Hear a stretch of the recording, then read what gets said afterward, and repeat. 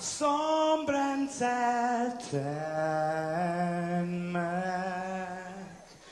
e zu te saluda antes di niga radzaudzan malak estrezas durante todo il memu a nogi distancia como kupugi palu Zangiman malak guafi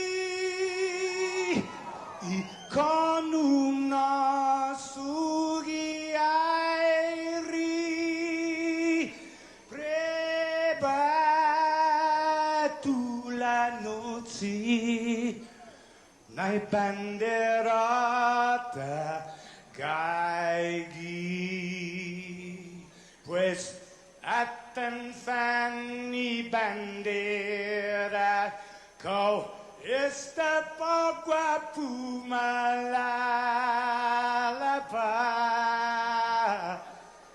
giluk tanu man libri sentami ti man ko badi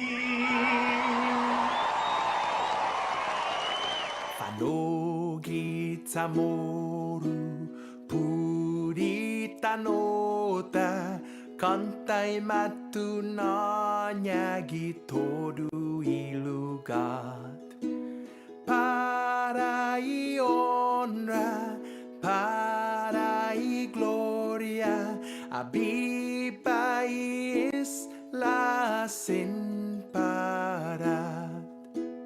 para i honra para y gloria abiba is la sin parar todo y tiempo y paz para kita dan gini langit na bendition concai peligro na fan sofuham Zeus protegis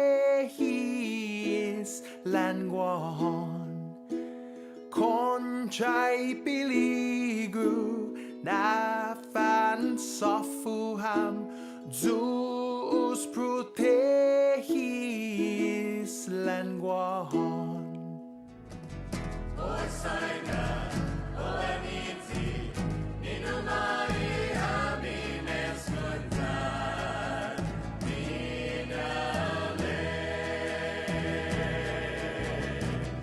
Osaina, Oemiti, Inumai, Amines Kuntan, Minale.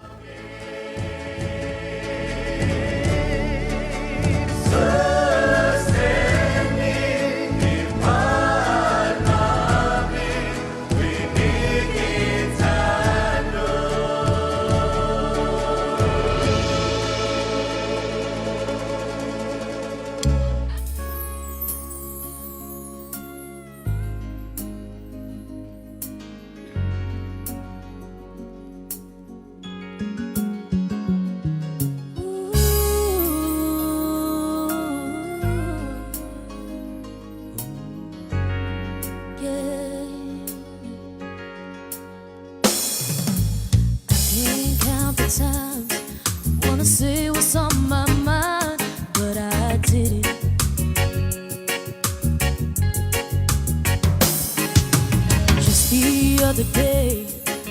Wrote down all the things I said, but I can't. I just couldn't. Baby, I know that you've been wondering. Oh, so here goes nothing. In case you didn't know, baby, I'm crazy about you. I would be lying if I said that I could live my life without you. Even though I don't tell you all the time, you had my heart a long, long time ago. In case you didn't know, ooh, in case you didn't know.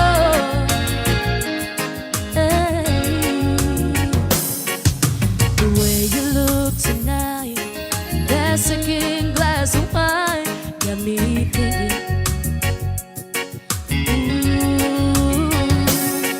There's something about the kiss. Boy, you didn't mean it. Got me thinking. I'm thinking. One of the things that I've been feeling. Oh, it's time you hear it. In case you didn't know, baby, I'm crazy about you. I would be lying if I said that I could live my life without you. Even though I don't tell you all the time, you had my heart a long, long time ago. In case you didn't know, you got all of me, and I belong to you. You're my everything. In case you didn't know, baby, I'm crazy about you. I would be lying if I said that I could live my life without you. 'Cause even though I don't tell you all the time, you had my heart a long, long time ago. In case you didn't know, ooh, in case you didn't know, in case you didn't know. All right. Ooh, in case you didn't know. 6:14. Let's go.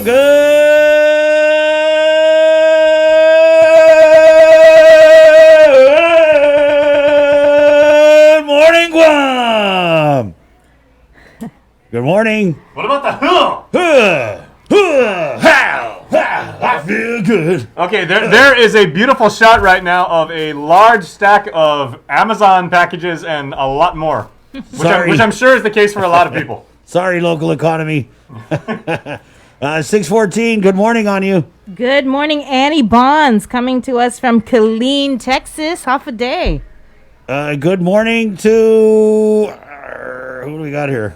Sorry, just logging on. Good morning, Agate Omar Fuentes. Agate. Good morning to our friend Craig Brewster, who says, Hafaday, I missed the island that I called home. U.S. Navy retired Seabees. That's the military engineers. They built a lot of this place. Thank you guys for your service. Good morning, Ed Davis. We see you. And good morning to Wenny Jenny, coming to us from Vancouver, Washington. Good morning, MTM. Good morning, Umatic. Good morning, Malesso.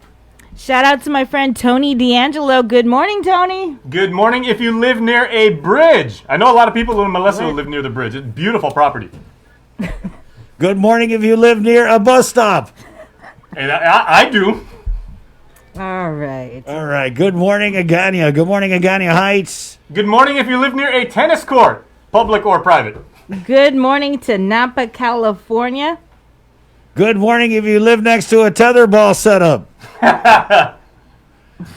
Good morning if you have a slide in your house, and hopefully it's not rusty, because I've been there and it's Good not morning if you got an electric slide in your house. Good morning, Saipan. Good morning, Swamp Road, Daddy Do. Good morning if you have ever tried to use slip and slide on Guam with, like, you know, the Japanese grass. That is not not fun. It's like, go back and pick up your nipple. Good morning, Auntie Pumpkin and Uncle Tony in San Diego. Hey, Auntie Pumpkin. Roberto Fraccassini writes in, Buongiorno, Guam. Hey, Roberto, get a little sausage and the peppers for breakfast. Then make a little omelet with a frittata. Good morning to longtime educator, our buddy George Freeze. Hey, Mr. Freeze. Happy to the Cruz in Kanata families in Spanaway, Washington. Yeah, and Albert, good morning from Hawaii. Ben Scott Schiff, good morning to Mooning. Nunu San Nicolas, good morning. Jotnia Rules. Hey. Happy to the North Central and South Side. South Side, how about South Central? Hafide and good morning if you work in a farmer's market. We appreciate what you guys do.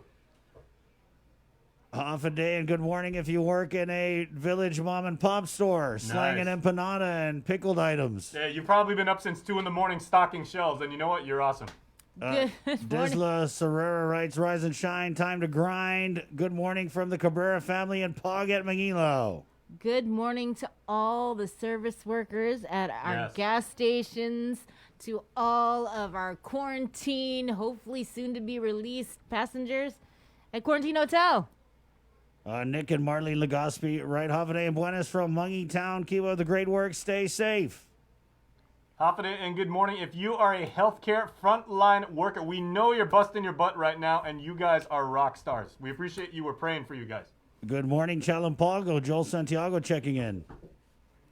Good morning to Chamarita Regis in the beautiful hills of Sinahanya. Linda Marie Perez writes in, good morning to all staying home. Ain't nobody staying home. What are you talking about, Linda?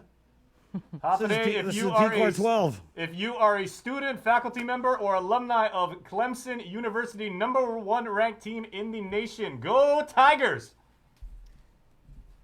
It's always just hard to follow your good mornings. Good morning, Daddy to Guam. Villa Castro writes in, Nunu again, God bless. Toto Hamzu, Hagamos, girl. Hey! Happy day to my brother Pat watching in Las Vegas, Nevada. And good morning to our brothers and sisters in the Northern Marianas Islands. Yes. Buenas. Happy day, Hawaii. Aloha.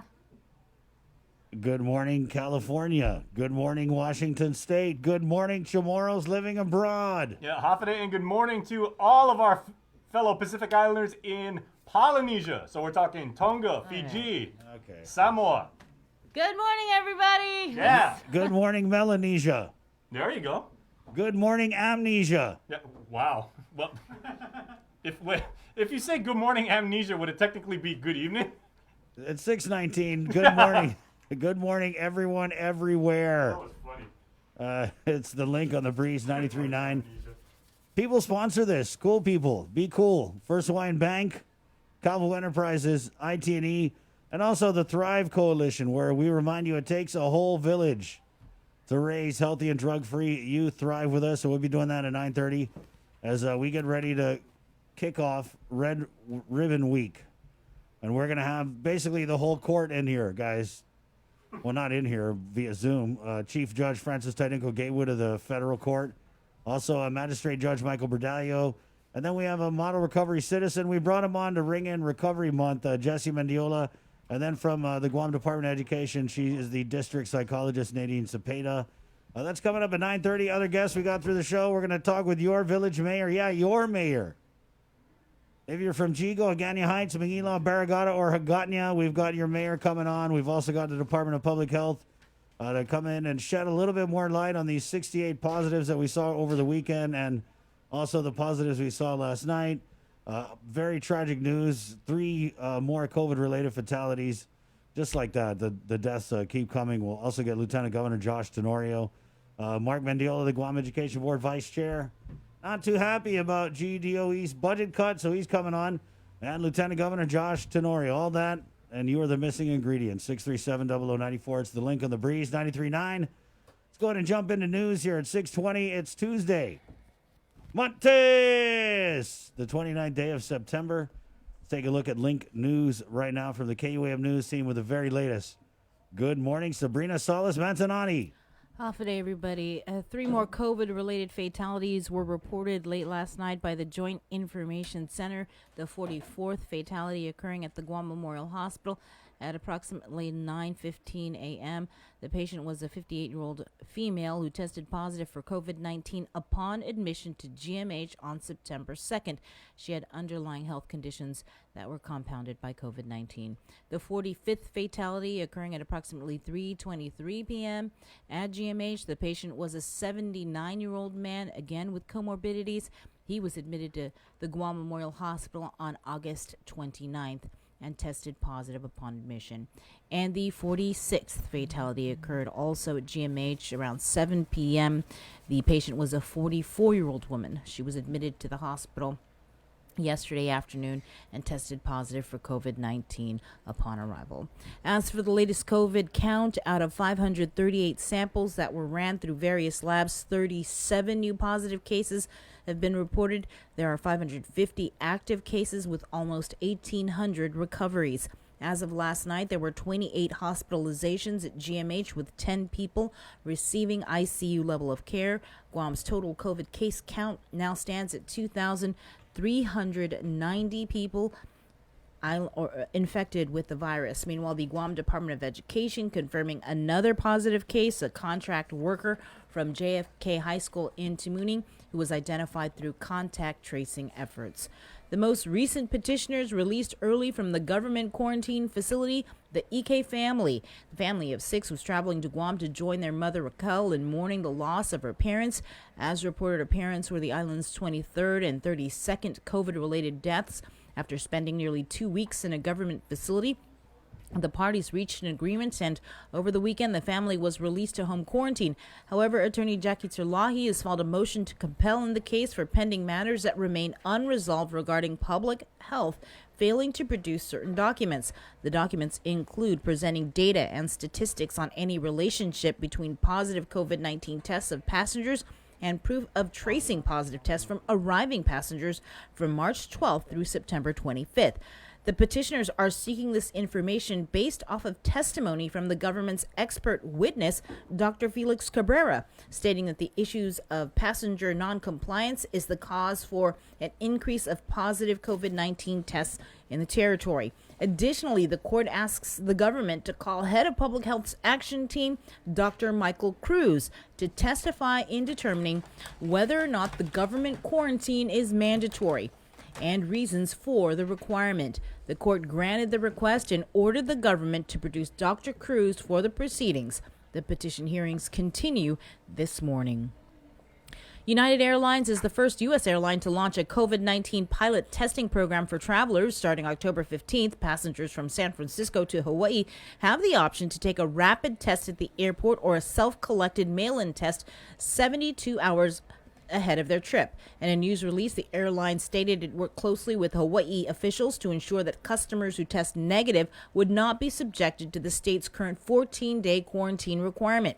In a statement, United said, quote, due to SFO's flight volume to Hawaii and gateway to many international destinations, it's the ideal airport to begin COVID-19 customer testing. Customer testing will be critical to reopen travel from the U.S. to many international destinations while increasing domestic travel.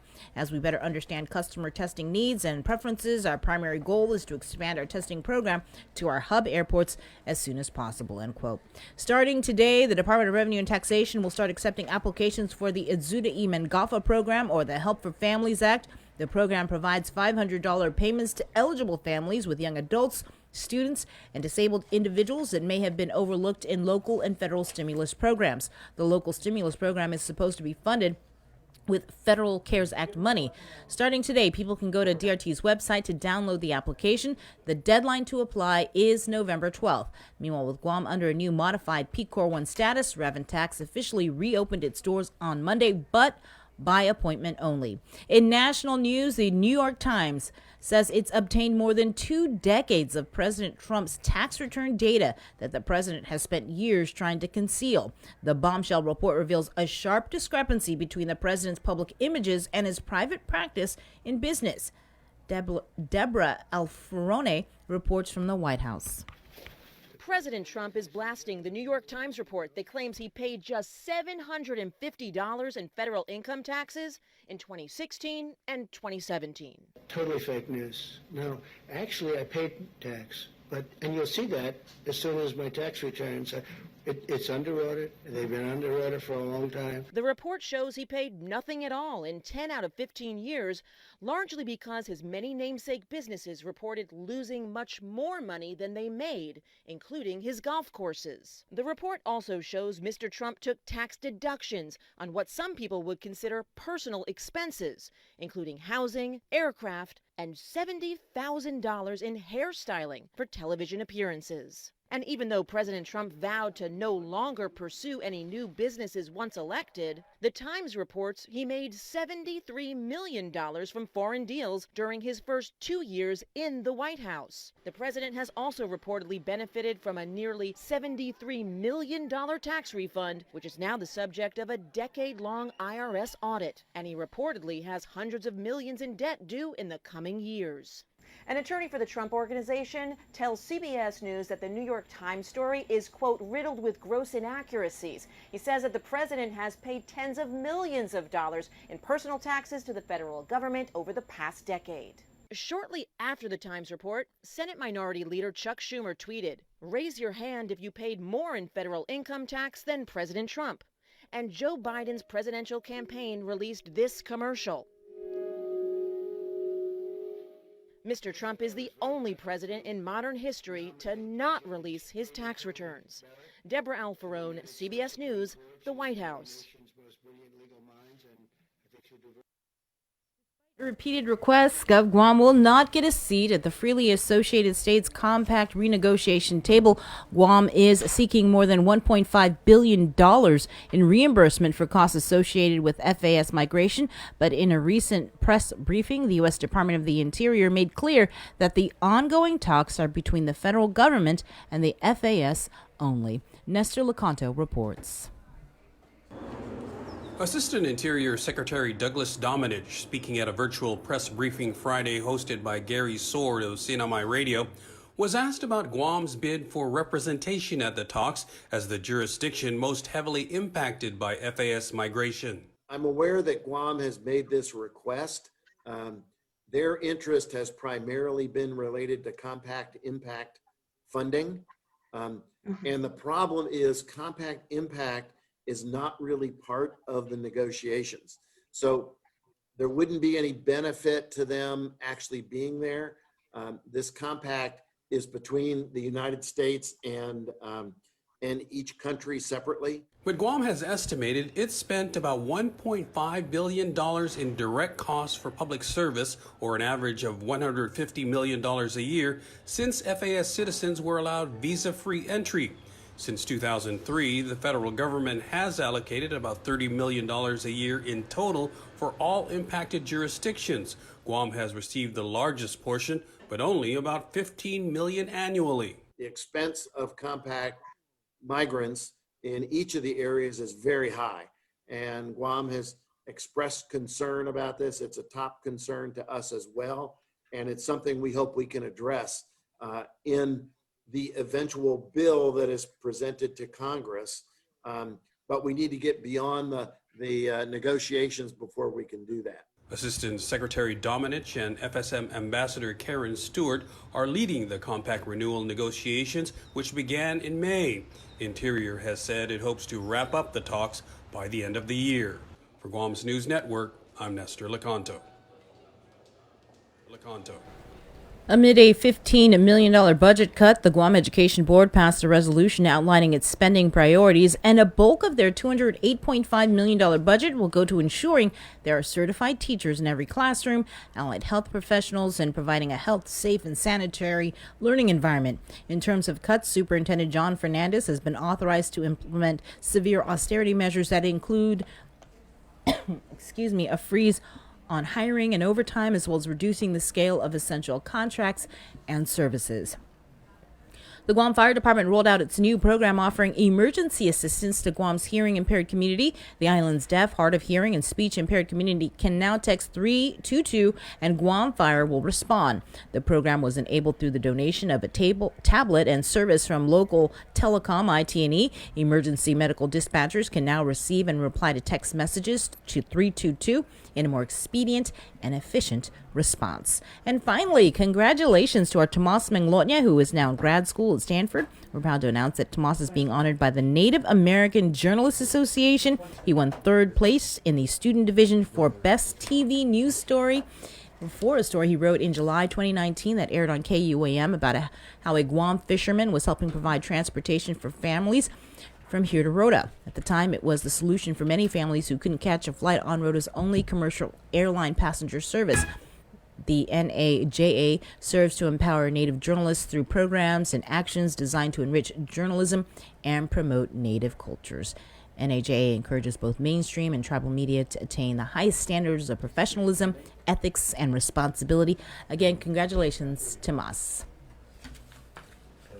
And we're going to have more news after the break. GU See Primetime Self-Storage, tonight. conveniently located near the Harmon McDonald's. We offer affordable rates, online payments, and auto bill pay for your convenience. Plus gate access daily from 6 a.m. to 9 p.m. Call us today at 648-7867 for more information.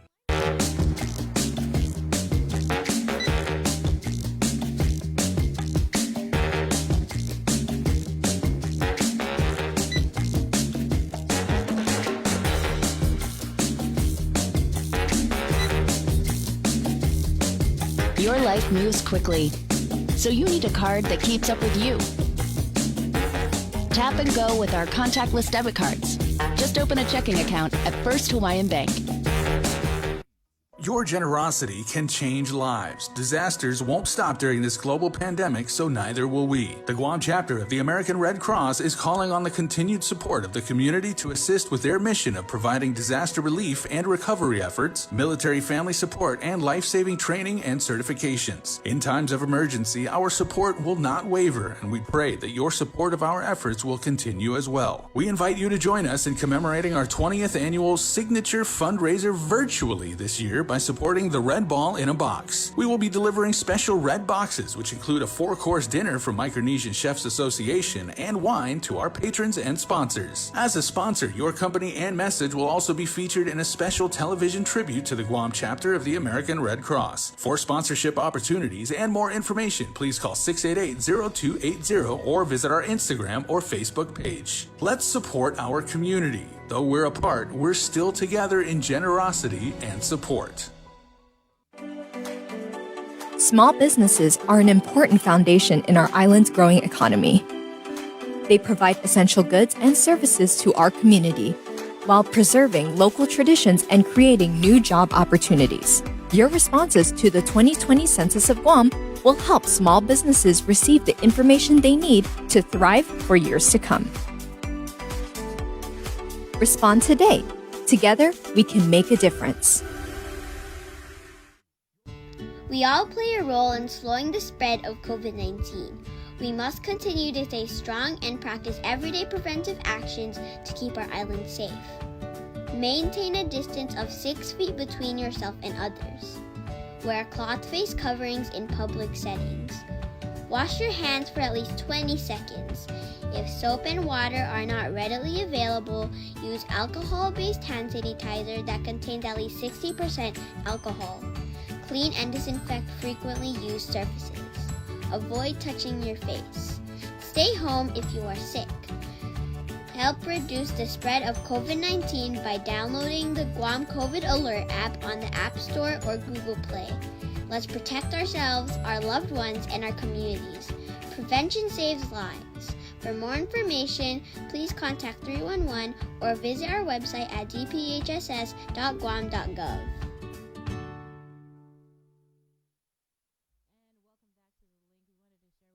This special video presentation, it was sent from our good friend Brian Terlahi from Guma Rasan Atsulati.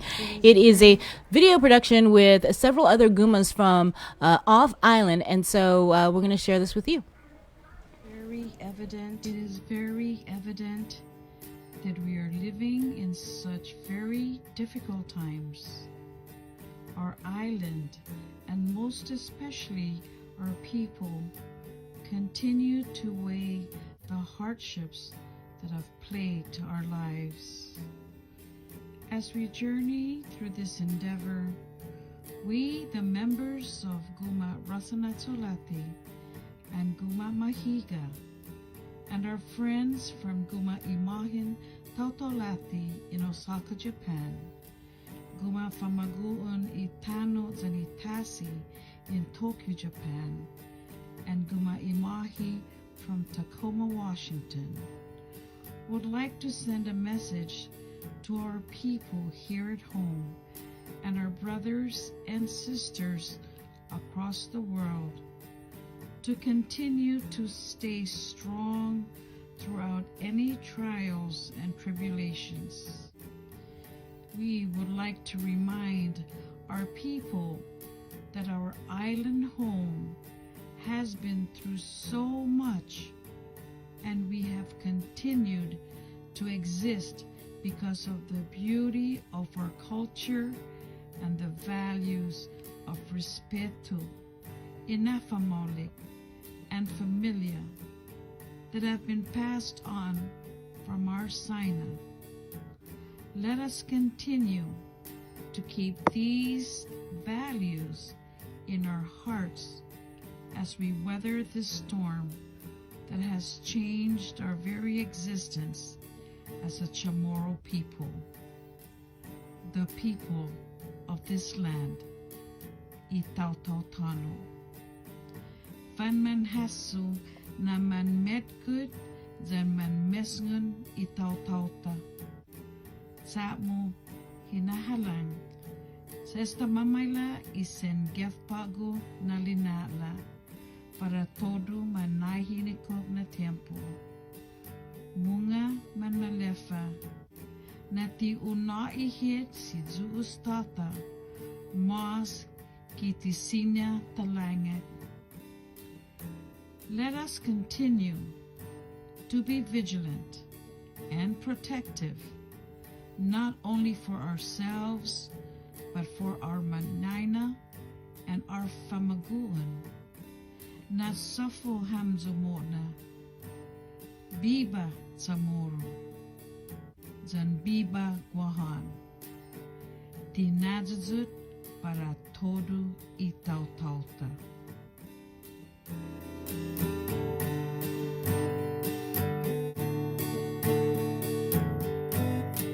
Fresco e airi duru e manlu umutungi adau tumi obani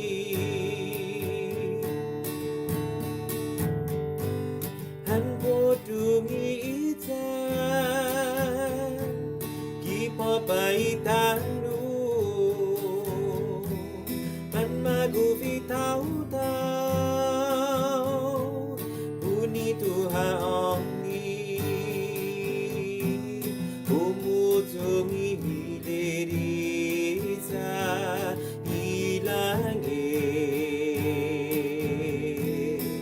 Zani palumaku makanta Di tromku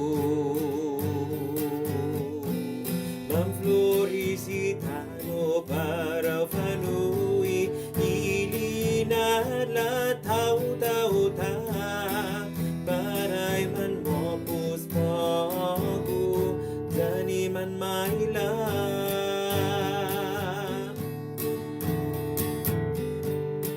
ima pagohis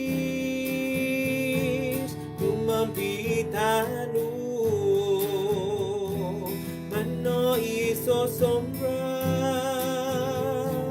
inina insiha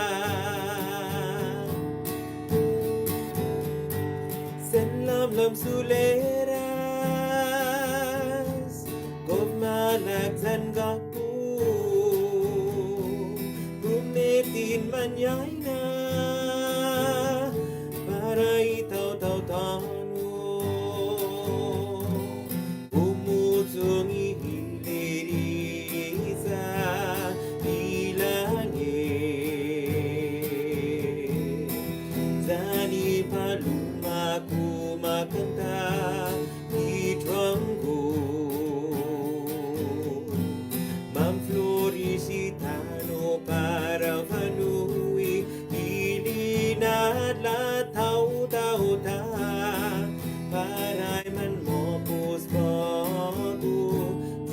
มันไม่ลาumutung ihileriza ilage zani paluma kumakanta ditrongo manflorisitano paravanue ilina la tau tau ta parai man mo pos bagu zani man mai la umutung ihileriza ilage zani paluma kumakanta ditrongo manflorisitano paravanue ilina la tau tau ta parai man mo pus bagu zani man mai la parai man mo pus Pues nihita panago ti kanay sa taad bansa ilina lohta mo na. Parahita imanyay nata zan todo siya ifamaguonta. Bibagwahan zan biba ilina lohta. Na safuhit mo na. Sendongkulu na sayna maosi. And that was a special video presentation from Guma Rasan Atsulati along with Guma Mahiga Guam, Guma Imahen Tatalati, Guma Famagun I Tanud Zenitasi, Guma and Guma Imahi. And so they put together this video joining together in song and dance to remind our people that even amid all the trials and heartache we are enduring at this time, our people and our island will overcome, as we've always done for the past 4,000 years. Stay safe, take care of yourselves and each other. So and thanks, the next Brian. 4,000 years. Yeah, that was awesome. 6:43, we'll take a short break and come back with Jess Garcia, the deputy of Department of Public Works, but he's pretty much like the director. Hope that didn't get him in trouble. But he's coming up here at K-Wave News. It's The Link on Breeze 93.9. Good morning, Guam.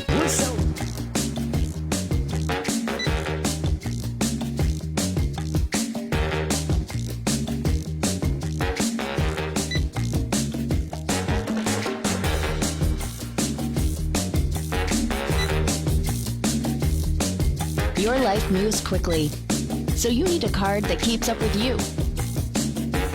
Tap and go with our contactless debit cards. Just open a checking account at First Hawaiian Bank. Our frontliners have been working tirelessly to keep us safe, and now they need your help to get our island back up and running as safely as possible. Did you know your smartphone can be one of the most powerful tools in our fight against COVID-19? That's why we're bringing you the Guam COVID Alert Exposure Notification app. This app works by letting you know if you've been exposed to someone who's positive. It's completely voluntary, and more importantly, it's completely anonymous. It does not track who you are or your location. Researchers at Oxford University have found that for every 100 to 200 downloads of the app, it can prevent 100 infections and save one life. Add your phone to the COVID fight by going to guamcovidalert.guam.gov or download it from the App Store or Google Play now. Help Guam stop COVID-19. GU Self-Storage, conveniently located near the Harmon McDonald's. We offer affordable rates, online payments, and auto bill pay for your convenience. Plus gate access daily from 6 a.m. to 9 p.m. Call us today at 648-7867 for more information. We have the power to improve the schools our kids learn in, the roads we drive on, the healthcare we receive, and the opportunities for more jobs. By responding to the 2020 census of Guam, we can uplift future generations by providing them with the resources they need to grow as a community. Together, we can make a difference. Respond today. What is Guam COVID Alert? It's a community of people who care about the safety of others during these unprecedented times. It's thanks to to the PathCheck Foundation of over 1,000 volunteers collaborating from all over the world to create a unified solution. It's Apple and Google partnering up to develop a Privacy by Design app that uses randomized Bluetooth keys instead of identifying information to send notifications of exposures to others. It's PathCheck, Google, and Apple's marketing teams providing marketing toolkits to ensure Guam has all the possible resources to make this effort a success. It's the Governor's Office, Public Health, and the Office of Technology uniting with all these experts to find a solution to help slow the spread of COVID-19 on Guam. It's all of these things coming together for one simple thing: to protect our neighbors, brothers, sisters, and all the people of Guam, especially during these times of uncertainty. Help Guam stop COVID. Add your phone to the COVID fight. For more information, visit guamcovidalert.guam.gov.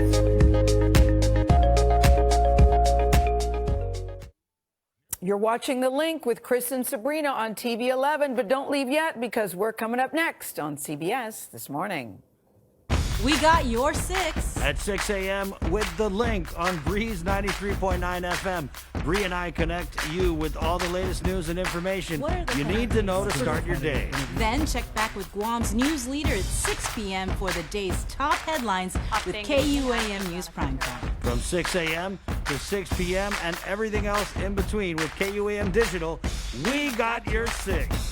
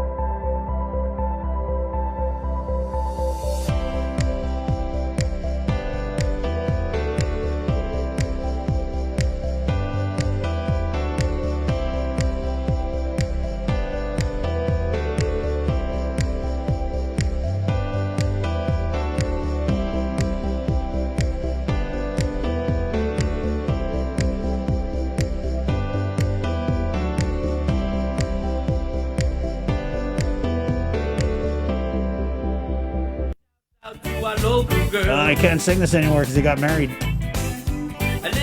Eric Borja. Make you feel alright, even in the midst of this pandemic, when we're still P-Core wanting so hard. Really just having it's kind of hard to put this together, you know, as we are anticipating more openings, as we're losing lives. Almost every day. 3 last night. But go get your tattoo. 6:49. It's The Link on the Breeze 93.9. Just be safe, guys. You know, be safe, because we saw this exact thing and back when we opened up the first time. And you know, the second surge they said was because of how we opened back after the first lockdown. And here we are, kind of doing it again. So really on us to be safe and right, and not let your guard down. Wear your mask, and again, if you don't need to be out and about, just stay home. I know this is a safer at home advisory, meaning you're safer at home. Right, but they don't say that. Well, we're saying it. I mean, we're that's saying the it. advisory: safer at home. But I mean, the bottom line is, if the public knows they can go to Ross and line up, or go here, or go there, or go everywhere, then safer at home don't mean nothing. At 6:50, that's why it has to mean something to us, guys. We got the power. People are going to do what they're going to do. They just have to be safe about it. Yeah, just be safe, guys. Okay? 6:50. Remember, people are dying from this virus. Young people, old people, all kinds of people. Yeah. And our condolences to all the families and everybody affected by it, and everybody that's recovering. And we had got and I know Guam Customs this morning, because we had got a tip that one of the fatalities over the weekend was a customs officer. So our condolences out to the Customs family. I'll try and reach out to the Customs Chief Ike Pareto, but really hard getting him on the show after that whole incident. So we'll try again. 6:51. Let's go to the K-Wave News Zoom room. Our first guest of the morning, who just finished our virtual coffee and donuts here, as we always provide our guests with a little virtual coffee and donuts. A compliment to them for coming on the show. Jess, I hope you like my grandma's recipe. Good. It's all right, huh? Damn, what happened? You're wearing the N95. What's going on? What do we need to know? Here, take it off. I'm in the car. No, take it off. No. Oh, look at that smile. Hey, Jay. Mendoza, you got a haircut, huh? Good morning, guys. Jess Garcia, the deputy over at Department of Public Works. Jess, can we just start? What's the status of operations at the One Stop? So what we have in the One Stop is you got to call in for an appointment. We have numbers that were put out to the public to call in for Public Works, EPA, Revenue and Tax, Guam Fire, Public Health. So you got to call in those numbers and they'll give you an appointment time to come in and they'll entertain those people. What kind of traffic are you guys getting up there? Right now, we're getting a lot of calls coming in, so they're just taking and making them appointment times to come in, so we can process them as soon as they come in and get them out. Also, Jess, when we were kind of moving forward with sending the kids back to school, I remember that you guys were coming up with the busing plan, but I'm just wondering, have you abandoned all the planning since we're not going back to school, or are you still figuring it out? What's the status of that? So if we do end up... Yeah, well, it's still in place, the busing plan that we have. We just haven't tried it out yet to see if it's going to work. We see how we're going to handle the school situation. What are you hearing, though? Nothing yet so far. Okay. Hey, could you provide an update? I know that there was a meeting, I want to say it was last week, on the Guam Transportation Improvement Program, the GTIP. Yeah, the director, Vince Ariola, was handling that meeting, and I think it was postponed last week regarding is that for the weight restrictions on the vehicles, heavy loads. So that's primarily what that was all about. Yes. I see. Okay. What about the status of other public works operations, like fixing the road and all that? What are you guys doing in the P-Corps 1? So we just finished up paving up on the Malolo Highway. We still need to do the striping on that road. It was just finished last week. So that's our biggest project that we had. It took us a while to get it done. Yeah. Are you guys still doing that pilot program, bringing the quarantined passengers to the funeral homes? Not lately. We haven't received any requests so far in the past few weeks. Mm-hmm. What was your assessment of how the pilot program went when you guys had the first week of implementation? Well, that's a public health issue with the we just take the request and we provide the service. It sounds like it wasn't really successful. I don't know. What else are you guys up to over at Public Works? Well, right now we're just trying to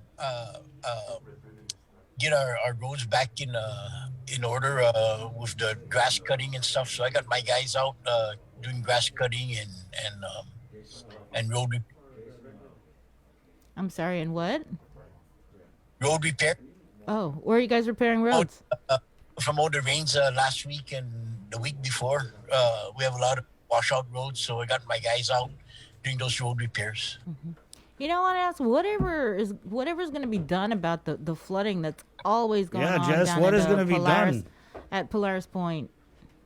Okay, so Polaris Point, we found the drainage part there that needs to be cleared, and I'm trying to schedule it up for clearing on the maintenance side. We're just waiting for the weather to dry up the ground a little bit more, where I can send some equipment in to pull out the debris in the channel on that riverbed. You just found it? Like nobody knew it was there, or? It's been there, but it's been overgrown, and that's why there's restrictions of the water flow going out. So I'm going to try to get it cleared up on the maintenance side and see if you'll allow the water to flow out quicker. Is that is there any land issues? Is that Gov Guam land? Are you able to go in there and do what you have to do? Well, it's a maintenance thing. It's been there, and I guess it wasn't being managed for a while, and there's a lot of trees and stuff that are laying in the riverbed. So I think if I clear that out, it may get the water to subside faster. When was the last time it was cleared? Man, I guess it's been a while. Could we FOIA that on the last time it was cleared? You can, but I don't know if we have any records on it. Wow, that long. Wow, Huh? so that's pretty interesting. Yeah. That's kind of frustrating because all these people have been sitting in, 5 feet of water in rainy season, and it's only because we're not doing the routine maintenance. Well, that's why I met with some of the property owners out there, and it's right there by the Polaris. You know where the Polaris Missile was at? Right. The small channel going out. Is there any special considerations you guys have to do when clearing the drain around the missile? No, it's not there anymore. It was removed. So when you guys gonna? Do you guys have to award that out, or that's a DPW in-house type of project? My DPW staff. It's not a big area to work with large equipment, so we're gonna probably have to do a lot of handwork and small equipment to get in to clear it up. What about other trouble areas when it comes to the flooding? Are we looking at what the cause has been in those other areas? Well, like for Marisa, that's always been the problem. You got a river coming down by the Barcinas area, and it makes a 90-degree right turn, and then it comes into kind of like the culvert. There's a 3-compartment culvert. That's where the bamboo gets always hung up. So we got to just go out there when it rains and it gets clogged up. We clear it out. What about Tumon? Are you guys working on that? Tumon right now, GVB has that project under their belt. They got a contract to clean out the box culverts in that area. So that's ongoing as we speak. But DPW is not involved with that at all. Well, it's a GVB funded project, not a DPW project. And so in terms of back to Polaris, because that's just a really bad situation every time it rains really hard. When do you guys plan on starting the cleanup there, and when do you project it will be finished? Well, if the weather continues like this to dry up the ground, I can probably start it by next week or the following week. I just really need it to be real dry. We went in, I think last year, to try to clear part of that area in Polaris, and our equipment got stuck. Wow. We have a question from one of our streamers. What about the Kinenis in Palantat, Jotnya?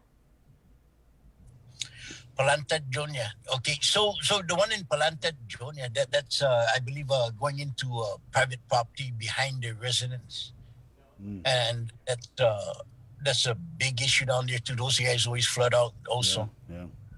I've been there. I had to roll up my pants. Yes. Yeah. But I mean, even though it is private property, is it because the water's coming through the public easement? Is there anything you guys can do for them, or?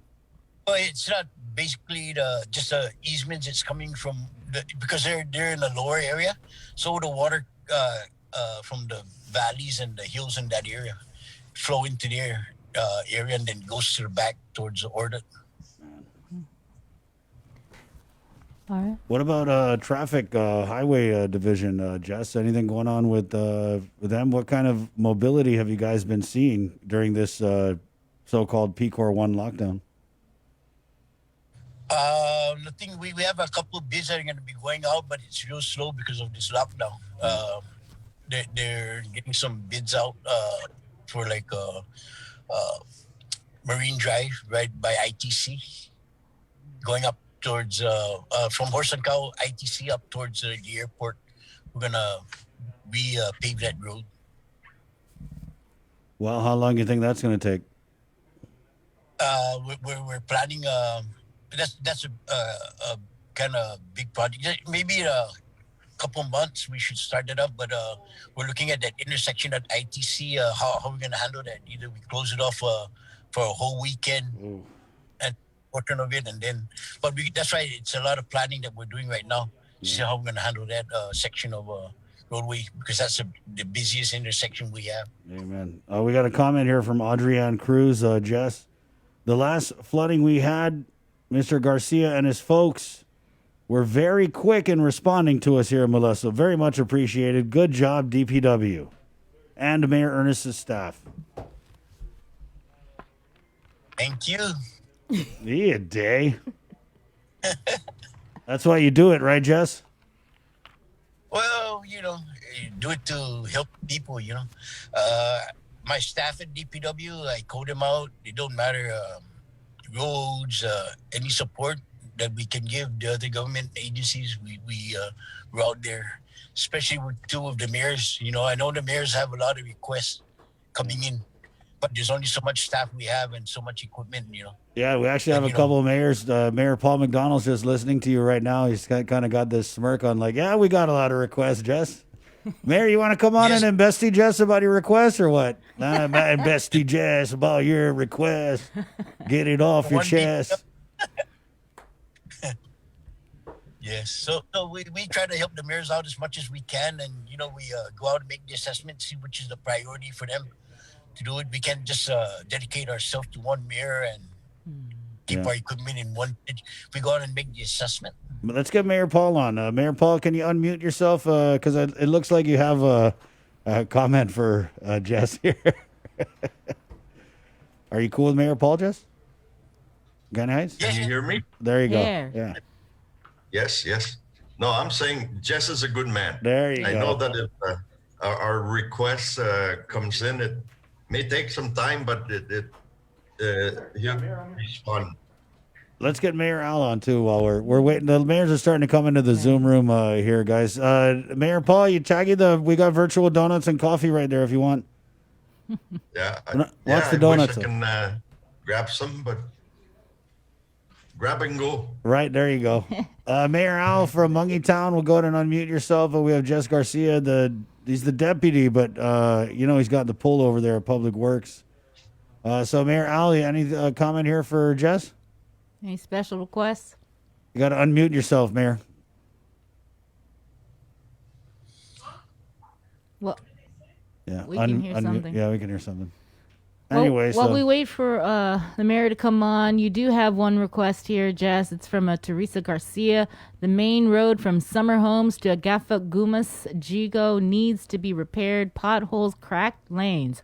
Jess, please fix this main road. There you go. That's one request. What do you think, Jess? No, I'll take a note of that. All right. All you got to do is just go back to the stream and you'll have your request list. All right. Mayor Al, did you have anything for Jess, or can we let him go because he's looking nervous, like he got something? Anything going on with McGee? Okay. Mayor Al's still figuring out the Zoom, Jess. You're off the hook. In closing, Jess, what's your message to the people of Guam? Yes, sir.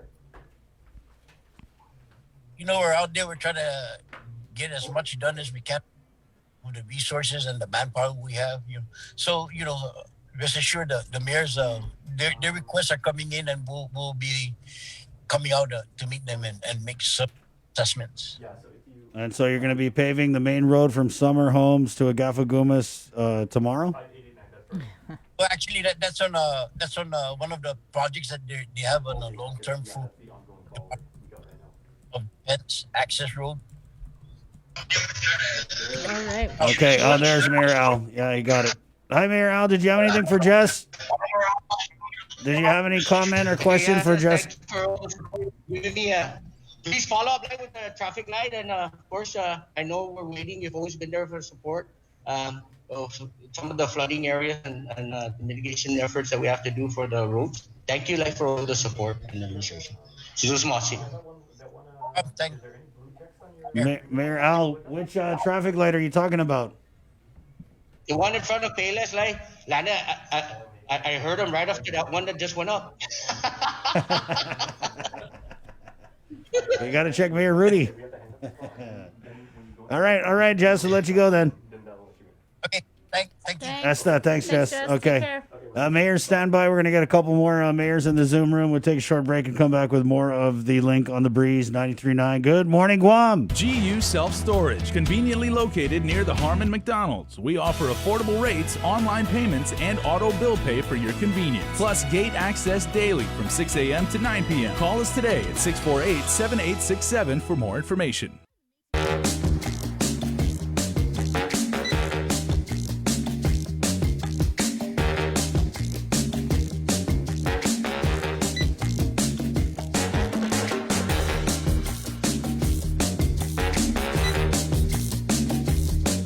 Your life moves quickly, so you need a card that keeps up with you.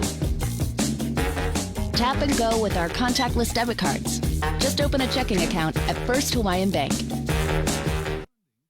Your generosity can change lives. Disasters won't stop during this global pandemic, so neither will we. The Guam chapter of the American Red Cross is calling on the continued support of the community to assist with their mission of providing disaster relief and recovery efforts, military family support, and life-saving training and certifications. In times of emergency, our support will not waver, and we pray that your support of our efforts will continue as well. We invite you to join us in commemorating our 20th annual signature fundraiser virtually this year by supporting the Red Ball in a Box. We will be delivering special red boxes, which include a 4-course dinner from Micronesian Chefs Association and wine to our patrons and sponsors. As a sponsor, your company and message will also be featured in a special television tribute to the Guam chapter of the American Red Cross. For sponsorship opportunities and more information, please call 688-0280 or visit our Instagram or Facebook page. Let's support our community. Though we're apart, we're still together in generosity and support. Small businesses are an important foundation in our island's growing economy. They provide essential goods and services to our community while preserving local traditions and creating new job opportunities. Your responses to the 2020 Census of Guam will help small businesses receive the information they need to thrive for years to come. Respond today. Together, we can make a difference. You're watching The Link with Chris and Sabrina on TV 11. Stick around because we're next on CBS This Morning. We got your 6. At 6 a.m. with The Link on Breeze 93.9 FM. Bree and I connect you with all the latest news and information you need to know to start your day. Then check back with Guam's news leader at 6 p.m. for the day's top headlines with KUAM News Primetime. From 6 a.m. to 6 p.m. and everything else in between with KUAM Digital, we got your 6.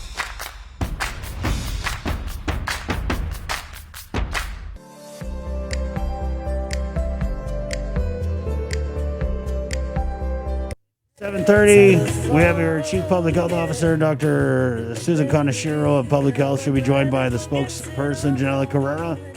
8:15, Lieutenant Governor Josh Tenorio. And then we'll go with the employer support of the Garden Reserve, ESGRs. They got some big things coming up. 8:45, that's Dave Sablon. We'll close out the show with Red Ribbon Week.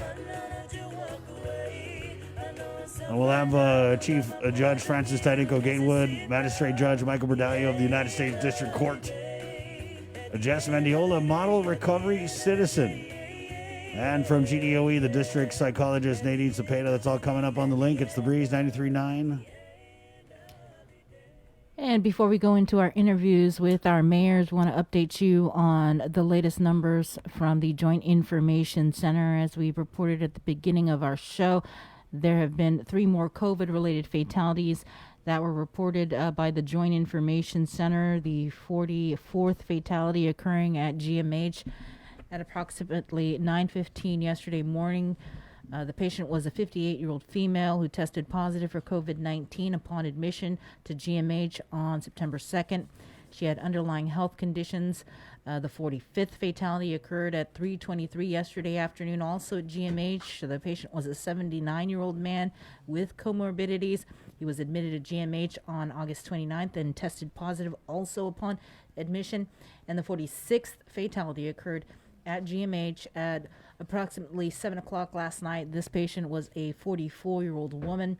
She was admitted to GMH early yesterday afternoon and tested for COVID-19 upon admission. As for the latest COVID count, out of 538 samples that were ran through various labs, 37 new positive cases were reported. There are 550 active cases with almost 1,800 recoveries.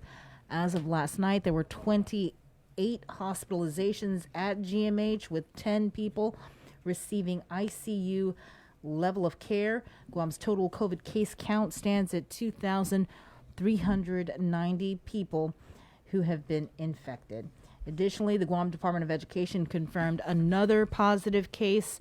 It was a contract worker at JFK High School that was identified through contact tracing.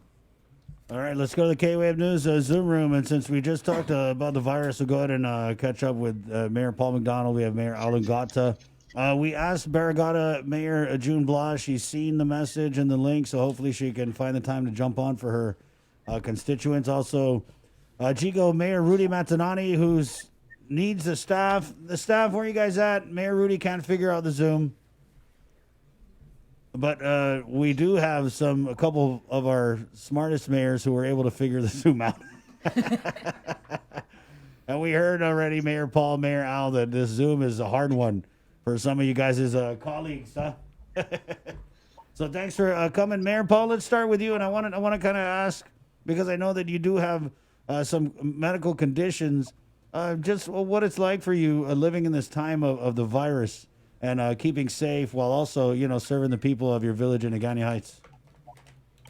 Well, let's start off with the good morning, people of Agana Heights and the people of Guam. It's really hard when you have medical issues and to deal with the residents. We rely on well, actually, I rely on a lot of the day-to-day work that we have for the residents of Agana Heights. I still go out. I still keep safe, like everybody should. I don't want to be a victim. There's so many people that are getting sick, so we do have to, keep very, very safe, and meaning wear your mask. Constantly wash your hands and just use your common sense. I do meet a lot of people every day, and we still have to go and meet whoever comes around. I get scolded every day, every hour.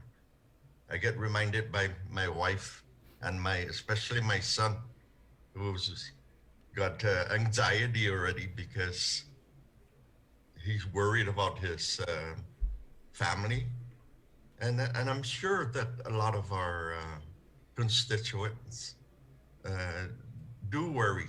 Right.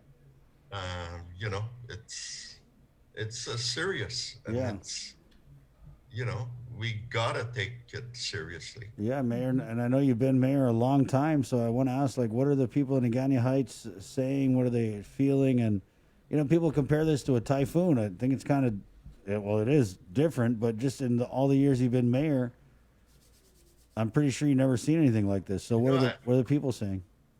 Yeah. The worst part, Chris, is we've never actually been interrupted in our lifestyle in Agana Heights like this. I've gone through a lot of disasters, and I've never been so lonely. I'm used to greeting the kids in the morning and after school, and the parents that stop by at our office every day. The activities, it's zero because of this COVID thing. And like I said, I've never been interrupted on all of our activities throughout the years that I've served as mayor. And it's very strange because I am not used to being told to stay home. I'm always out there. I've have these activities that have been canceled, our summer camp, our after school program, our Halloween.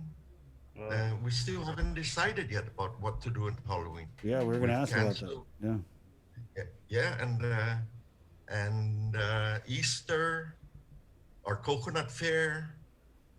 These are activities that we look forward to, no? And the kids, especially the kids, I don't know how they're gonna react after all. Hopefully that this pandemic ends. Right. Yeah, Mayor, that sounds really, really depressing. Yeah. And you really do sound like. How are you really though? How are you really coping with this? Because you sound really. I'm coping. I've knock on wood. I've not been ill. I have family and friends that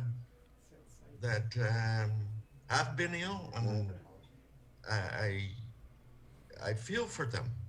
I have Therese that had just passed away. She's a very close friend of ours, Therese Flores, and we pray for her. I've been through the first time they've been admitted, or she's been admitted to the hospital, which was a month ago. And I saw her just deteriorate. Her husband, Tom, is devastated. He's been married to her a long time, and they're very, very nice couple. They usually come to my home and visit us at least once a week. And I don't know, it's just different. Yeah, it is. Let's bring. I hope nobody ever experienced this. But once I found out about her, it's just totally different.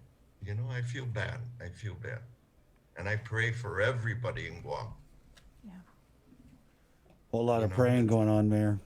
Oh, man. Let's bring Mayor Al on. Mayor Al, just same question. Unmute, Mayor.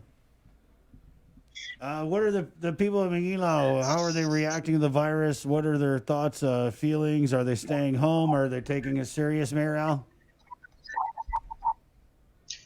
Well, I know everybody's very anxious, have anxieties, and they're coping it pretty good. I just want to say,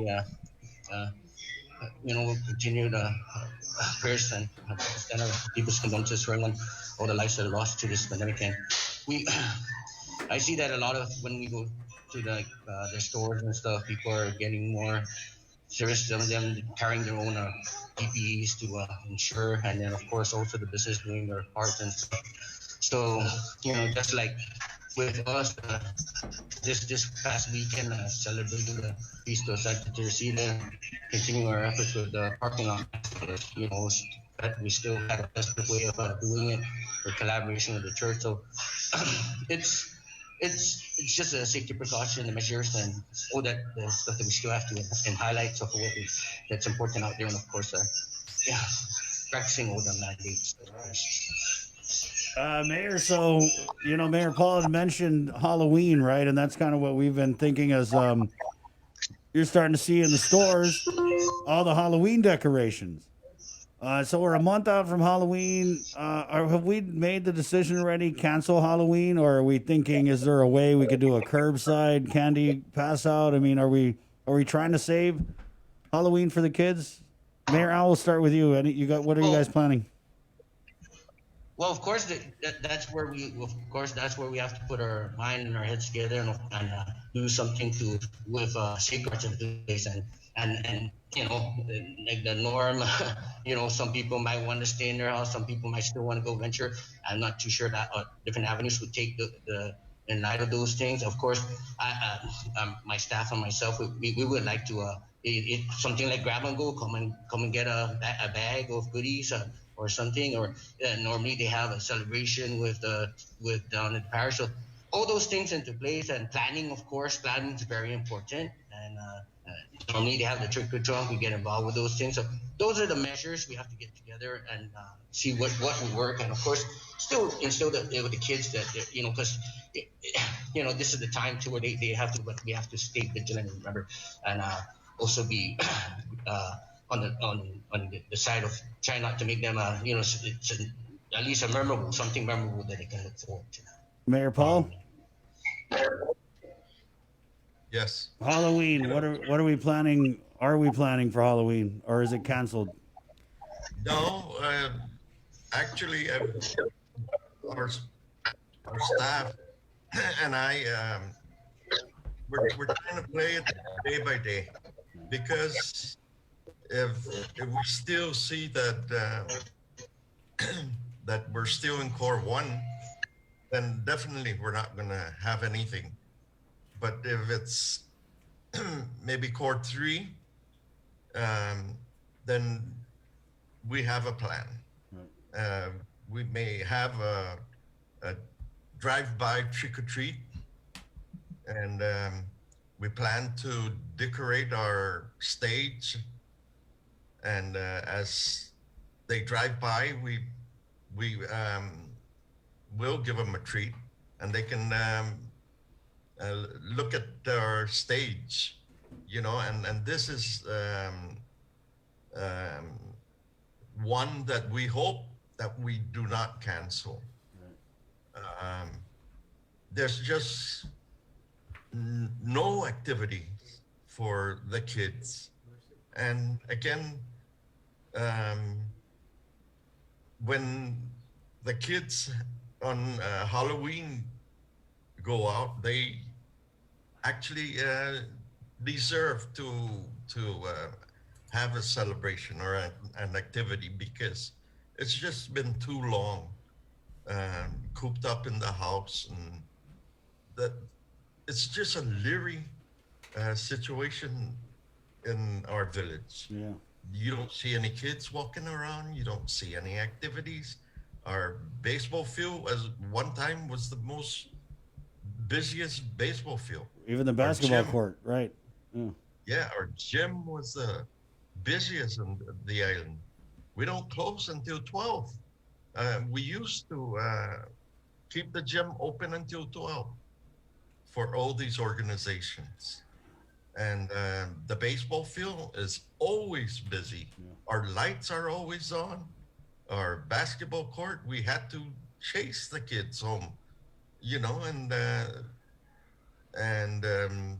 it's just a whole different situation now because of this pandemic. Yeah, Mayor. Thank you for bringing that up. I mean, you're hitting my heart. Of course, we're in a lockdown. We don't really think about the village impact, and to hear it coming from you. And that's why we get you mayors on, because you're there in the village and you're observing these things. Like I said, you've been mayor for a long time. And I know that sticks out for you. You're right. Whenever you drive through Agana Heights, it's like, okay, watch out the baseball, right? Watch out the guys in the basketball court. Everyone's there's so many games going on. You're right, and it is eerie. So I mean, what are we gonna do? We have this going on for over 20 years, and we've never had to shut down this long. The longest we've shut down was 2 days, or even for the activities for the adults. We have our softball league. It went up to 91 teams. Can you imagine that? Almost went year round at one time. And for total shutdown, oh my God, and we still keep the fields, the baseball field maintained, because once you don't take care of your baseball field, it overgrown, and it's harder to keep up. Right. But the softball league is 28 years old, I'm sorry. 28 years old. It's the longest softball league ever in history. Yeah. And believe me, Chris, even during the typhoon, our lights will go on right after the typhoon. They go on a couple of days later because the sport is just very, very popular. Yeah. What about the softball league, the Agana Heights annual intramurals? It's the longest serving league ever. Wow. So can you imagine that too? And the Guam Masters, since February, they have not used the gym because of the restriction. Wow. And the Guam Masters, everybody comes out, the old folks. and I miss all this. I know. I miss it. Yeah, But again,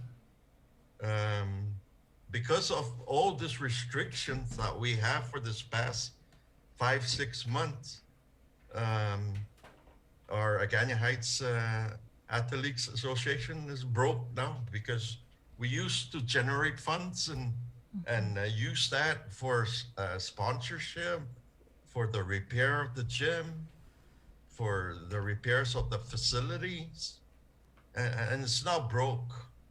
Right. We're down to zero because there's no funding available, or it's not generating funds from all the programs that we have. I wanted to switch over to It's Mayor Ngata, and I wanted to ask about what are you hearing from your constituents in terms of like businesses that are forced to shut down, people that are unemployed, even families with children, that there's no youth programs that can move forward during this time. What are you hearing? Because, in December, the pool is going to run out. Federal funding is not going to be there anymore. What are you hearing from your constituents about their concerns? Unmute. You need to unmute, unmute, Mayor. There has been concerns, of course, like with the funding and even like the influx of DRT right now opening and them heading over there for to get those additional support. So even with some of the business, and we're very blessed here in the community. Even the constituents, commissioners, they ask, "Hey, Mayor, is there anything way we can help?" What do the residents, and they share the concerns and they want to contribute and give also as well back. So there's times these guys come to the office during the mid part of the month asking for food. So even with the commodities that we have or what we have on hand, when we have an additional or whatnot, sometimes we get together, we put a bag for a couple of them and just dish it out, give them and support them. I know, and the financial part, the burden, I believe, is the most concerning to some of them, of course, with like their payments, mortgages, rentals, and of course their daily life, their needs, their necessities in life, their quality of life. So, it's an area where we can all try to support one another. I believe right now with all of us pulling together and trying to get to this as a one community, and I think the efforts of any way that we can help and of course convey and even reach out and for support, it will be greatly appreciated for every family that's in need, of course, and the additional support. Well, we certainly appreciate all the work the mayors are doing. You guys truly are on the front line of this pandemic. So thank you. Thank you, Mayor Paul, for bringing back memories. Wow, that was like a walk down memory lane, and I want to go back to that road. I know that we're all struggling with, like you said, empty streets and kids not playing basketball, kids not playing baseball, but we're going to come back from this, and we're going to come back stronger, better, and closer, right? I just want to echo like Mayor McDonald, even with like now, this is where the season for football is too up here at the Eagles. So, I'm starting to see just the other day, we were up there at George Washington, and season or any other of my constituents or my colleagues in their community, how we try to keep the areas, the sidewalks and whatnot. So these guys get out and get some air, release some of the stress, go jogging, exercising, doing family activities. We see a lot of that. We see a lot of those exercising, and of course, still following with the mandate. So, yeah, it's just something that we have to. It's part of us now, and we have to do. We have to come up with good ideas of how to spend the time, use the time wisely, and of course, even with physical, the kids and the sports things. You see them in one corner. They'll come out, they'll use the field, maybe 3 of them. They're just the kids tossing ball, which there's nothing wrong with that. That's perfectly fine. And those are the things we want, Of course, you just can't do with an influx of a large congregation. Right. Well, thank you, Mayors. Thank you, Mayor Paul. Thanks, Mayors. Well, thank you. I'll be joining you in the prayers tonight for everybody. Mayor Al, thank you so much. Keep your spirits up. You guys sound so overwhelmed. Yeah, Mayor Paul, if you could show Mayor Rudy how to do the Zoom, and also Mayor June.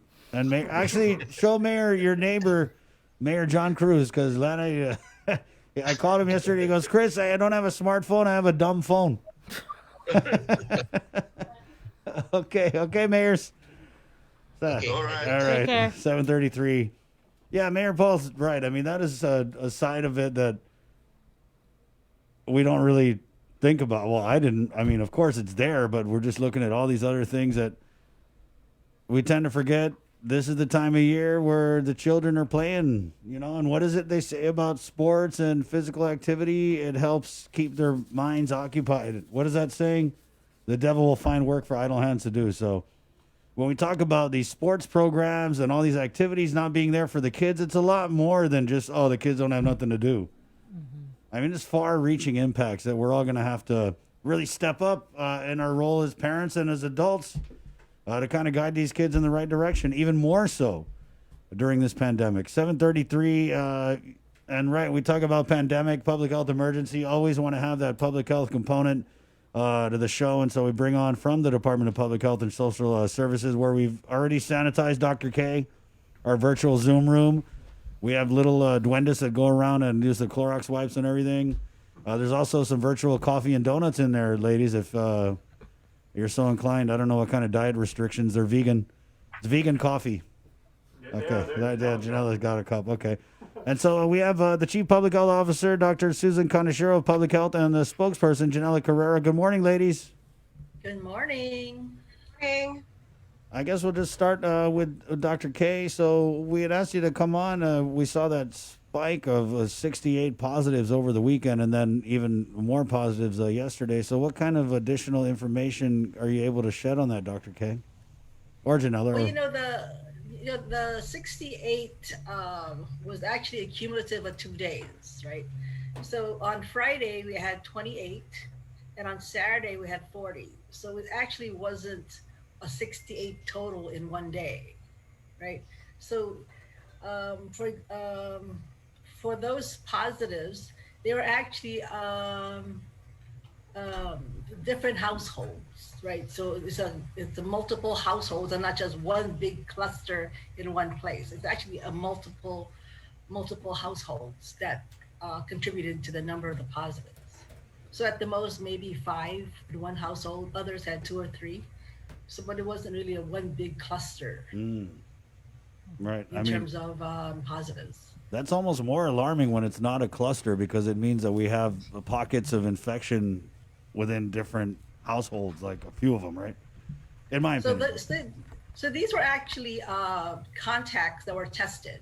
So we actually identifying people in the household to get tested.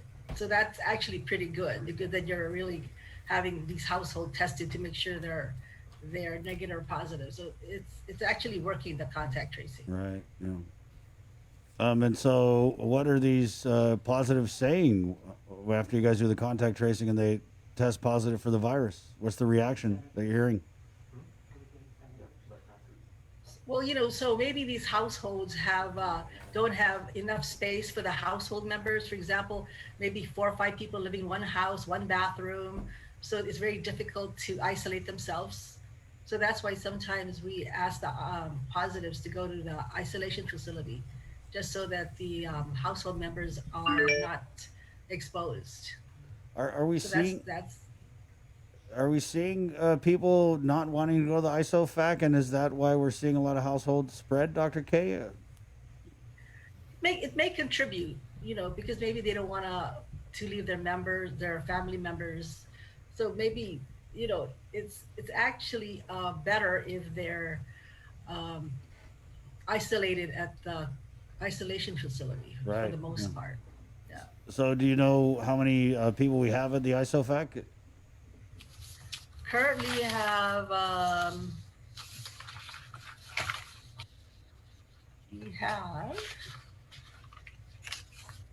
let me see.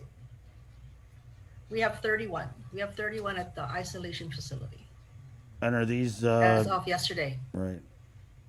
Are these all? They're a combination of travelers as well as community members.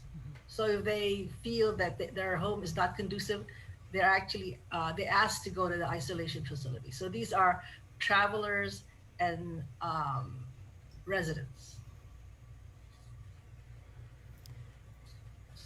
We've been in this lockdown, I think, going on a month and a half, I believe. What is the data showing? Are we? Is it working, or is it not working, or it's kind of working?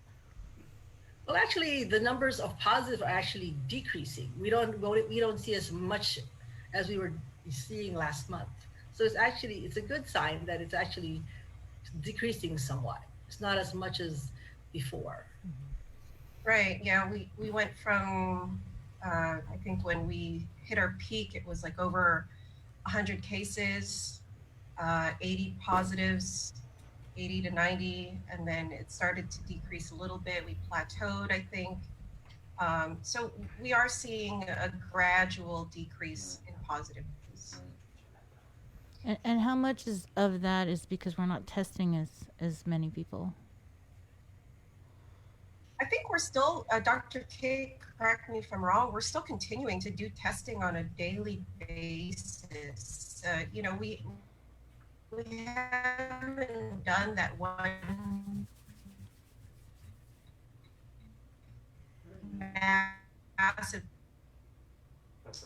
testing like we did back in August when we did over 1,400, and we have one coming up. We have one coming up at UC.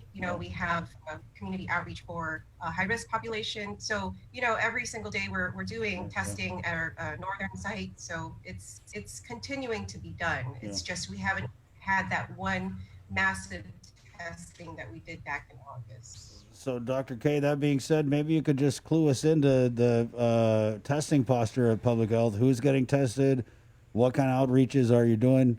And tell us a little bit more about the high-risk testing. So just, I guess, round robin on where we're at with testing and Public Health.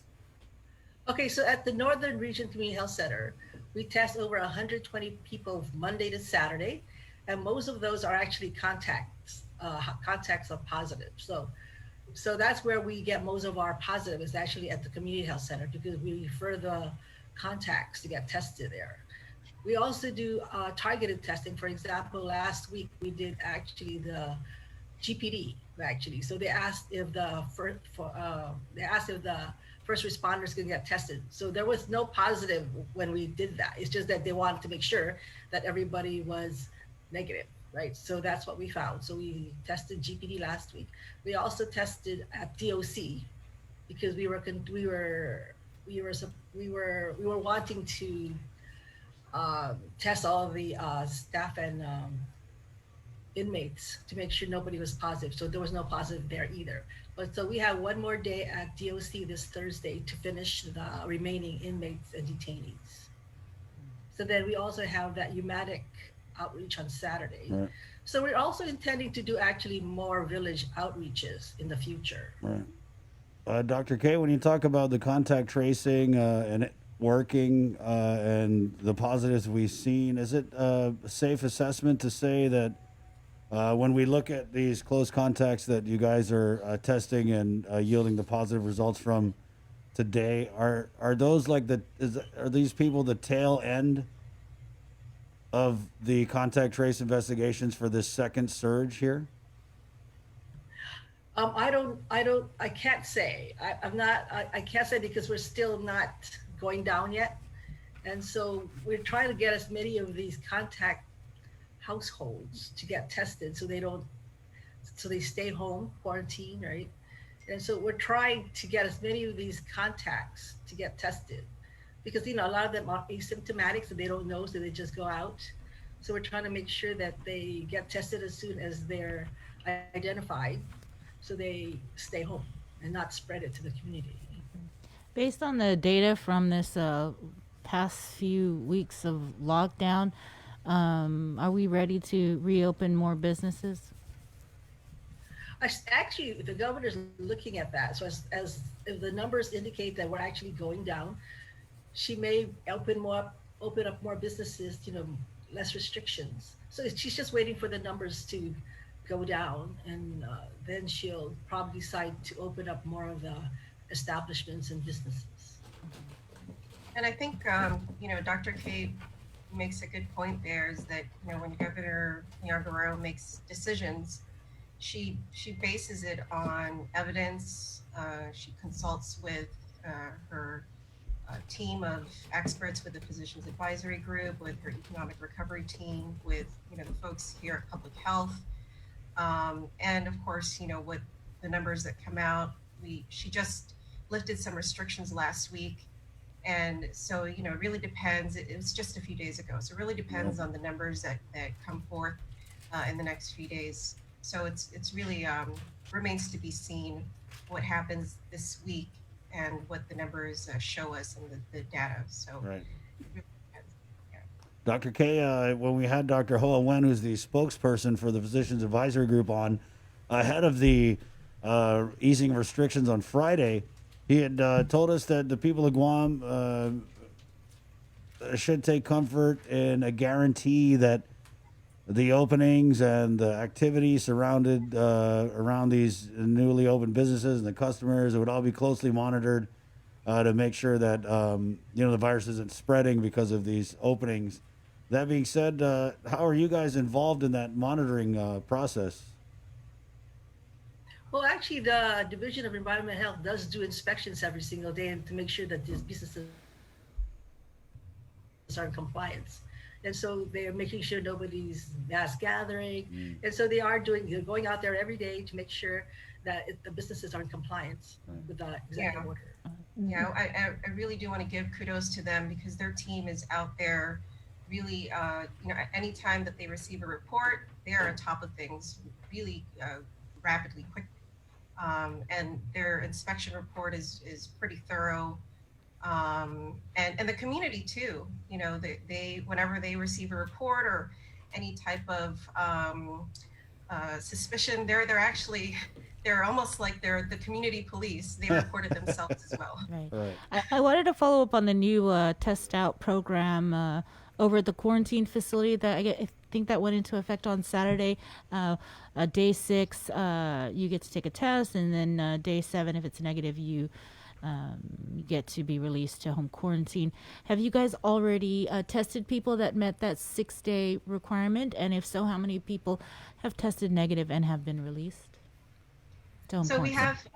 have, go ahead, doctor. Go ahead. Okay, so we started testing Friday. So on Friday, we tested 82. Saturday, we tested 127. Sunday, we tested 20. And yesterday, we tested 40. So for these are people that are tested on their 6th day. If they're negative, they're transferred to home quarantine, right? So all the testing we did, we found 5 positives. So those travelers were sent to the isolation facility. And everybody So else that's was what- released to home quarantine. Correct. So Okay. everybody was transferred to home quarantine that were negative. How many people, do you have the breakdown on how many people are in quarantine facilities now? Quarantine facility has 397 travelers. So every day we test out more people. Once they hit their 6th day, we test more. And so today we have 74 that's going to be tested. So every day we test people out. And then those are included in the daily results? Correct. Okay. So for example, they're tested in the afternoon. So it's the next day you'll get the count. You get the results in the next day. Dr. K, how many, because I saw in the numbers that you guys provided with us from over the weekend, I think there were 12 new positives. Those, and then combined with yesterday's results, how many new positives unconnected to existing contact trace investigations have we seen other than the 12 and then whatever you had yesterday? And where are these cases coming from? Well, if they're not contacts, they're probably community contacts that maybe they were symptomatic and want to be tested at the various clinics, not just public health. And so so those are counted in our count. So if they're tested at other sites, we also report those if they're test positive or negative. So we do count them in our count. And for the people that are released onto home quarantine, they are all required, right, to download this Sarah alert? So the Sarah Alert is actually, so it's not an app, and we actually haven't launched it yet. It'll be launching this week. But once we do launch it, we will be asking that they be enrolled into Sarah Alert. It's a symptom monitoring system, basically. And the way it works is anytime that they have some sort of symptom that they're feeling, they get a message, basically. It's either through web, text message, or phone call, and it'll ask them if they feel any sort of symptom related to COVID-19, and they just report it, whatever symptoms that they're feeling, or if they're not feeling any symptoms, then they just note that they don't feel any symptoms. So then That's the goal. The goal is to get all travelers or residents enrolled into Sarah Alert. So how then are these individuals that have been released to home quarantine that tested negative on day 6, how are they being monitored? So we have yeah, go ahead. I was just going to, public health is one that's doing the daily monitoring. We have a public health that constantly, checks on them, contacts them daily to ensure that, they're adhering to the monitoring protocols established by public health. I know that Dr. Wynn, he was mentioning that it was going to be a mandatory type of deal where if you are released into home quarantine that you would have to have this Sarah Alert. So that's no longer going to be the case going forward. Once we launch, that is going to be the goal, that they are going to be enrolled into the Sarah Alert system. Okay. If we could, Dr. K, maybe closing a statement to the public. Something I saw in the with the announcement. I mean, God, 3 COVID-related fatalities last night. There was one where the 44-year-old woman. Right. I'd have to And what we're seeing, what we're hearing from Lillian and a lot of the frontliners is that people are showing up at the hospital when they're already at death's door and the virus has run through them and they're waiting really long to go get the help that they need. Dr. K, can you speak any about anything on that? Well, maybe, because once they go into the hospital, they don't see their families anymore. So maybe one of the reasons they don't want to be alone, maybe.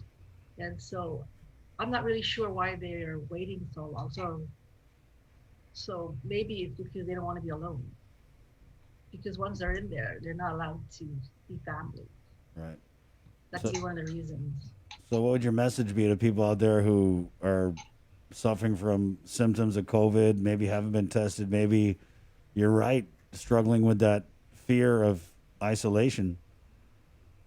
Well, I encourage them if they are symptomatic, get yourself tested, because we do offer free testing at the community health center.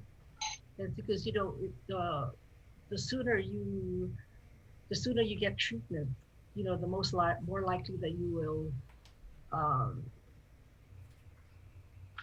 recover, right? And so we do encourage them, to seek treatment as soon as possible, especially if you're having difficulties breathing, you have fever, and so we do encourage that.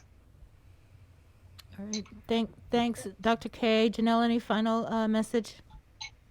Yeah, I wanted to add, earlier Dr. K had mentioned that there may be some homes where there's multiple contacts, and quarantining, sometimes it's difficult to get, especially when you're together.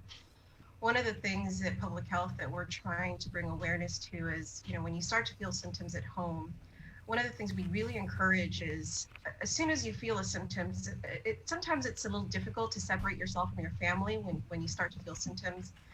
But you should, as soon as you feel it, try to isolate yourself from others in your home. It's a little difficult because we're the type of culture, the type of community where we're very close to our family. I myself, I'm guilty of that as well. In the beginning of this pandemic, I made it a point where once I came home from work, I distanced myself from my children. I didn't allow them to touch me. I didn't touch them. We made absolute no contact whatsoever. I have an immunocompromised son at home. We didn't speak to each other except through text messaging. When he came out of the room, I wasn't allowed out of my room, and vice versa. And then when the numbers started to go down and we would only see 0 to 1 positive cases, we started to, make more contact at home. But then when they started to go back up, I sort of kind of threw the initial rules that I established out the door, and I'm still making contact with him, and I'm guilty of it myself. So I have to remind myself and even the community that, we shouldn't be careless about these types of realities that are facing our community. And, I probably should start implementing those rules again in my household, because I could bring it home one day and get my children sick without knowing it, because I may be asymptomatic. So, the minute you start to feel sick, or you may be a possible contact to somebody, you should really just start to isolate yourself at home, because you could bring it to your family as well. So I want to put that out there. I'll remind the community about, these possible scenarios to prevent any further spread within your own family, your own household, and into the community. Yeah, to add to that, my parents are in their 80s. And so I tell them not to leave the house unless they have to, but for the most part, they stay home. They're very limited in number of people that come to the house. And I try to avoid going there as much as possible, maybe limit the contacts with my parents, stay 6 feet distant, and it's my parents, right? But I'm scared to death for them, because they're in their 80s. And, and so I know if they become COVID positive, the chances are they're a very high risk group. Right. And I'm really scared for them. And so I try to avoid, I don't go to parties anymore. I just go home and work. That's pretty much my life, right? Yeah. But I'd rather be safe than sorry for my, because of my parents. Yeah. So so I don't go to parties anymore, I'm telling you. There's no parties, Dr. K. Right. Hey, I mean, unless you party know doesn't about either. one, let me know, and I got a 311 number I can call. Yeah, so I don't. Yeah. And so I do that for my parents. I'm scared to death for that. I guess the ultimate message is even within your own household, try to limit contact as much as possible. I know that's impossible, but if you can, by all means, try to limit that, especially if you're the one that's leaving your house to go to work or for whatever reason it is. Limit contact as much as possible. Thank you, ladies. Thank you. Appreciate that personal touch there at the end. That's really insightful. Appreciate it, Dr. K. Janela. Thank you. Thanks. Thank you so much. Okay, we'll see you guys. Wash your hands. Stay home. Give it a couple minutes as they sanitize the KUAM News Zoom room. We're good. They're sanitized. Okay, we're good. Let's go back in where we. First of all, let me just tell you, I put out the ask to Gura Director Ray Tapasnia since last week. Can you come on about? Well, we all know what about. And it's weird because usually he's so like itchy to jump on, like, you know what I mean? He loves the spotlight, but hasn't had him on. And last night I said, hey, so what's the deal? Are you coming on or what? And he told me the board wants him to let the dust settle first. So there was a whole lot of dust that came out yesterday during that roundtable. It wasn't an oversight hearing. It's a little too friendly for an oversight hearing. Definitely, that's kind of a problem. Yeah, but so I don't know how long it's going to take this dust to settle. Also, I reached out to Public Auditor BJ Cruz. I said, come on the show, respond to these. There was some stuff that came out in the hearing. The BJ said, I didn't watch the hearing. Okay. And his staff is preparing a response. I watched some of it, and I got to tell you, I was confused. I couldn't tell. Was it a raise? Was it a pay adjustment? Was it an increment? That's ridiculous. What was it? You didn't get paid, but you did get raises last year. I mean, to me, and then you had an independent auditor. It just kind of just went all the way around the world. And I just kind of was like, what are we talking about now? And I just feel like there wasn't a really... Senators getting muted. Yeah, Wow. It's really a farce, guys. It's a farce. And you'll see like these alliances and where it becomes problematic when you have, sitting senators who are totally beholden to Adelup and they just can't do their job adequately because of that. And you see it with the way that hearing was conducted. It's really troublesome. But we did have a couple clips here to play. Did you want to play? Yeah, I want to play one, and then we'll go. We have in the KUAM News Zoom room. Well, good morning. We have a couple of pesky Republicans. The Minority Leader, Senator Tello Taitagui, and of course, Senator Jim Moylan. I put out the ask to Senator Teresa Lahi. Crazy morning. She couldn't come on, so here we are. Good morning. Mm-hmm. Can we play that clip then with Senator Teresa Lahi, and then maybe you guys can chime in and just kind of let us know what exactly was that all about. Right.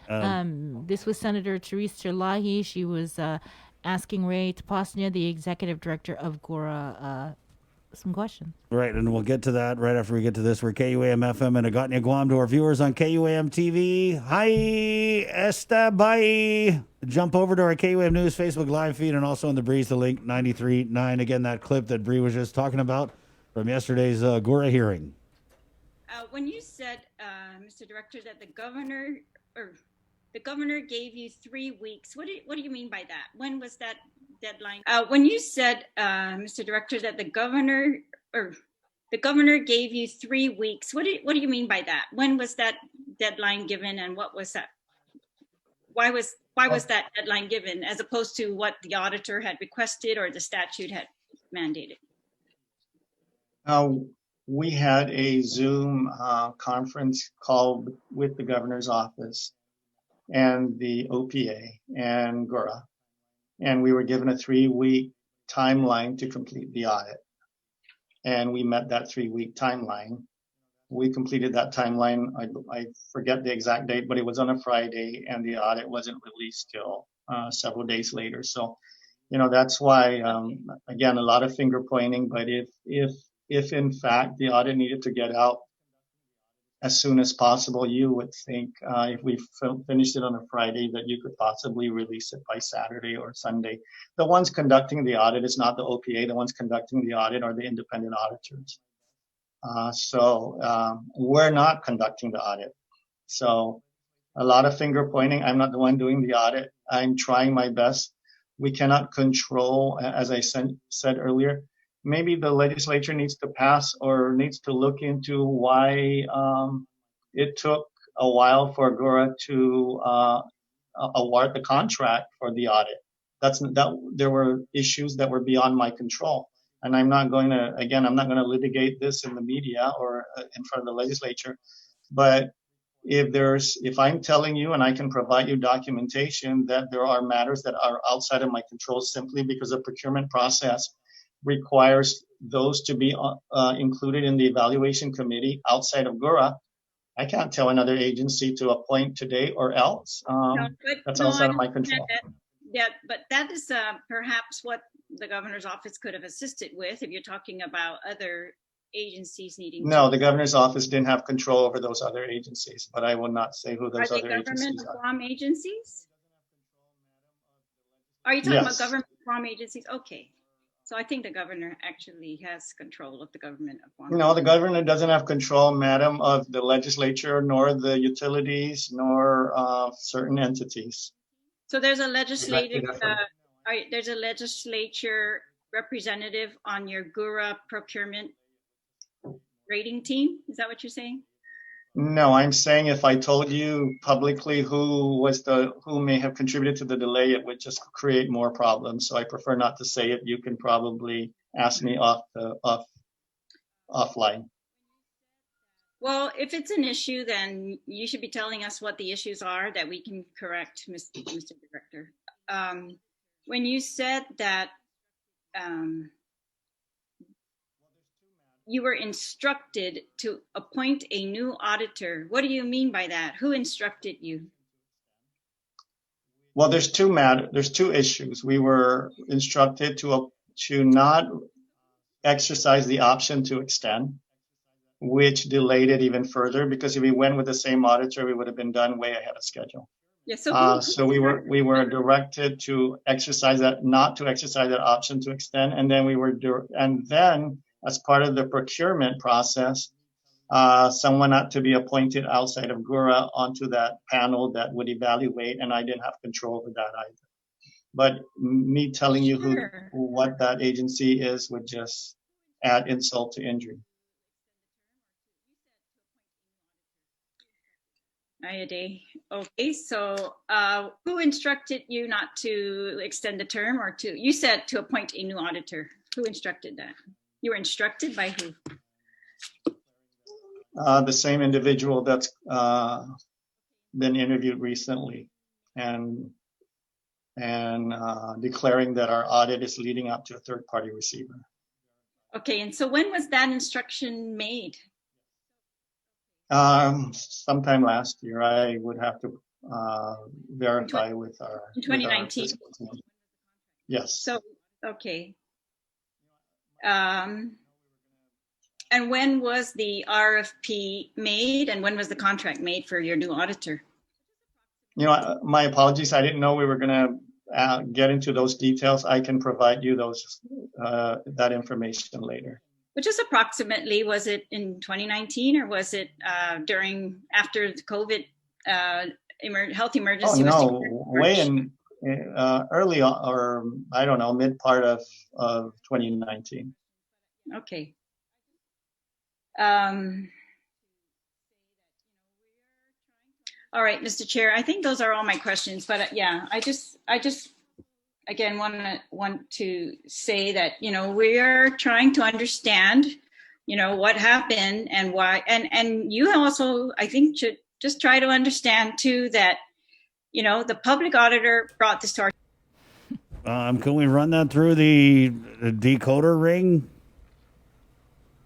Because public auditor BJ Cruz said he didn't watch the hearing, so. Senators? Oh, yeah. I'm sorry, I think they're in okay. shock. Like we yeah. were. Are you guys in shock too? You're just like, huh? What? Well, first, it was priceless when you heard Senator Therese Chalahi say, "Ayade." I mean, really, it's just from the get-go. I mean, they let him go into a PowerPoint where he wants to lambast the media and talk about all this misinformation that's in the media. Hey, No. Don't shoot the messenger.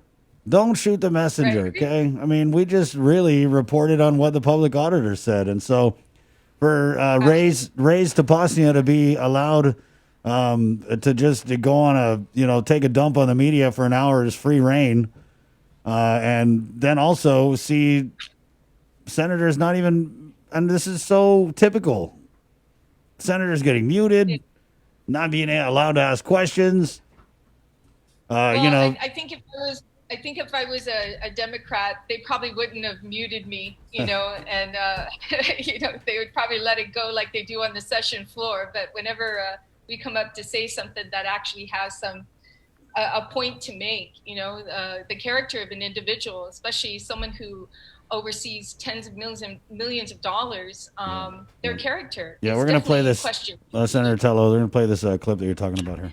Speaking of truth, Mr. Taposnia, I have to ask you, we all respect Senator B.J. Cruz, former Senator B.J. Cruz, and most especially, speaking of truth, Mr. Taposnia, I have to ask you, we all respect Senator B.J. Cruz, former Senator B.J. Cruz, and most especially a former judge, and he said to you, he said, and I quote, that you were a liar, that Mr. Taposnia, you are a liar, and that you do this with a straight face. What do you have to say about that? Excuse me, Senator San Agustin, I thought this wasn't going to be about personal attacks. Can you mute her? Can you mute her, please? Yes. Stand by, Ray. The last time this happened, I filed an Senator ethics Tello. complaint. Oversight Chair. No, we're gonna move on. Senator Tello, that's not acceptable. I gave fair warning. Personal influence as to the character or motive of any individual is not Ray's permitted. Taposnia or Okay, Senator Tello, San Agustin? that's enough. We're not gonna go through this no more. Go ahead. Let me unmute you. Senator. Okay, sorry. Okay. And that was another thing that I was very confused because, are you muting me right now? No, we can hear you. Yeah. Well, this should have been an oversight, and even though it was a round table, I've seen it many times where we've sworn individuals in. So it sounded to me like Ray wanted this round table instead of an oversight, probably because he wasn't going to be sworn in. But he has to realize this is being recorded for everybody to see.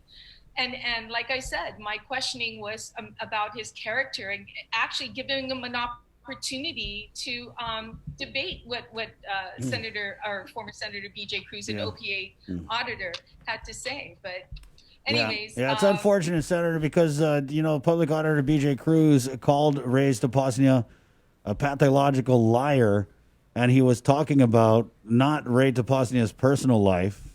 He was talking about his public performance as a publicly funded executive director of an agency. So my message to these the deputy director of Gordon, don't be a deputy director. If you can't stand the heat and you only want to do the job when it's campaign time, then don't be a deputy director, because that's not personal. It's not personal. We're paying you guys. I mean, Jesus, Ray is making what, 150 some thousand? The deputy's making over 100. Stand in and answer the questions. If another public official calls you a liar and they're talking about your public duties, then it's not personal, in my opinion. Anyway. yeah, absolutely. Senator Moylan, what was your takeaway from whatever that was yesterday? Right. Well, from the start, as you were saying, Chris, when we get this 20-minute presentation coming from the director, and it's basically a disclaimer of all what he says are just accusations, starting with the OPA report coming from Deloitte and the summary report that B.J. Cruz provided to us. A disclaimer saying that the OPA basically doesn't know what they're talking about. And Nobody even knows. though they had main what they call material weaknesses in their findings, and also significant deficiencies in their findings regarding money and procedures and accountability, the OPA and Deloitte from that presentation basically says they don't know what they're talking about. And then he went on to hit the media, you mentioned as well. Again, the media doesn't have their facts straight and basically doesn't know what they're talking about. And then the presentation went into the legislature. And again, the legislature doesn't have their facts straight because I guess we're reading OPA's report and listening to the media, so we don't know what we're talking about either.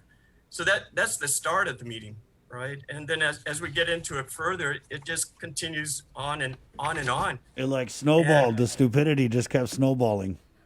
Oh yes, Man, you can just, crazy. you feel it. I You know, felt you it can when, really when feel it. Senator Regine Visco-Lee asked Ray Tapasnia about getting a raise. And then Ray Tapasnia spent 12 minutes. I think he's still answering the question right now. It's a yes or no question.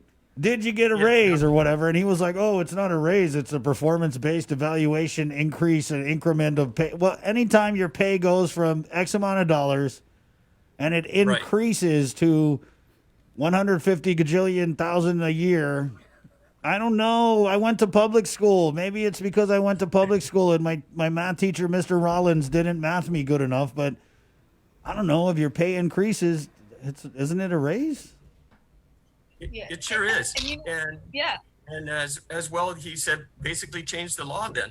He said, have a senator introduce something to, Yeah, that was you know, funny. prevent- That was just, and he said that on this show too. He said, oh, if I can't get a raise, then, all these GovGuam employees out here are getting their 3% of 20 grand. They don't deserve a raise either. And you senators should stop it for everybody.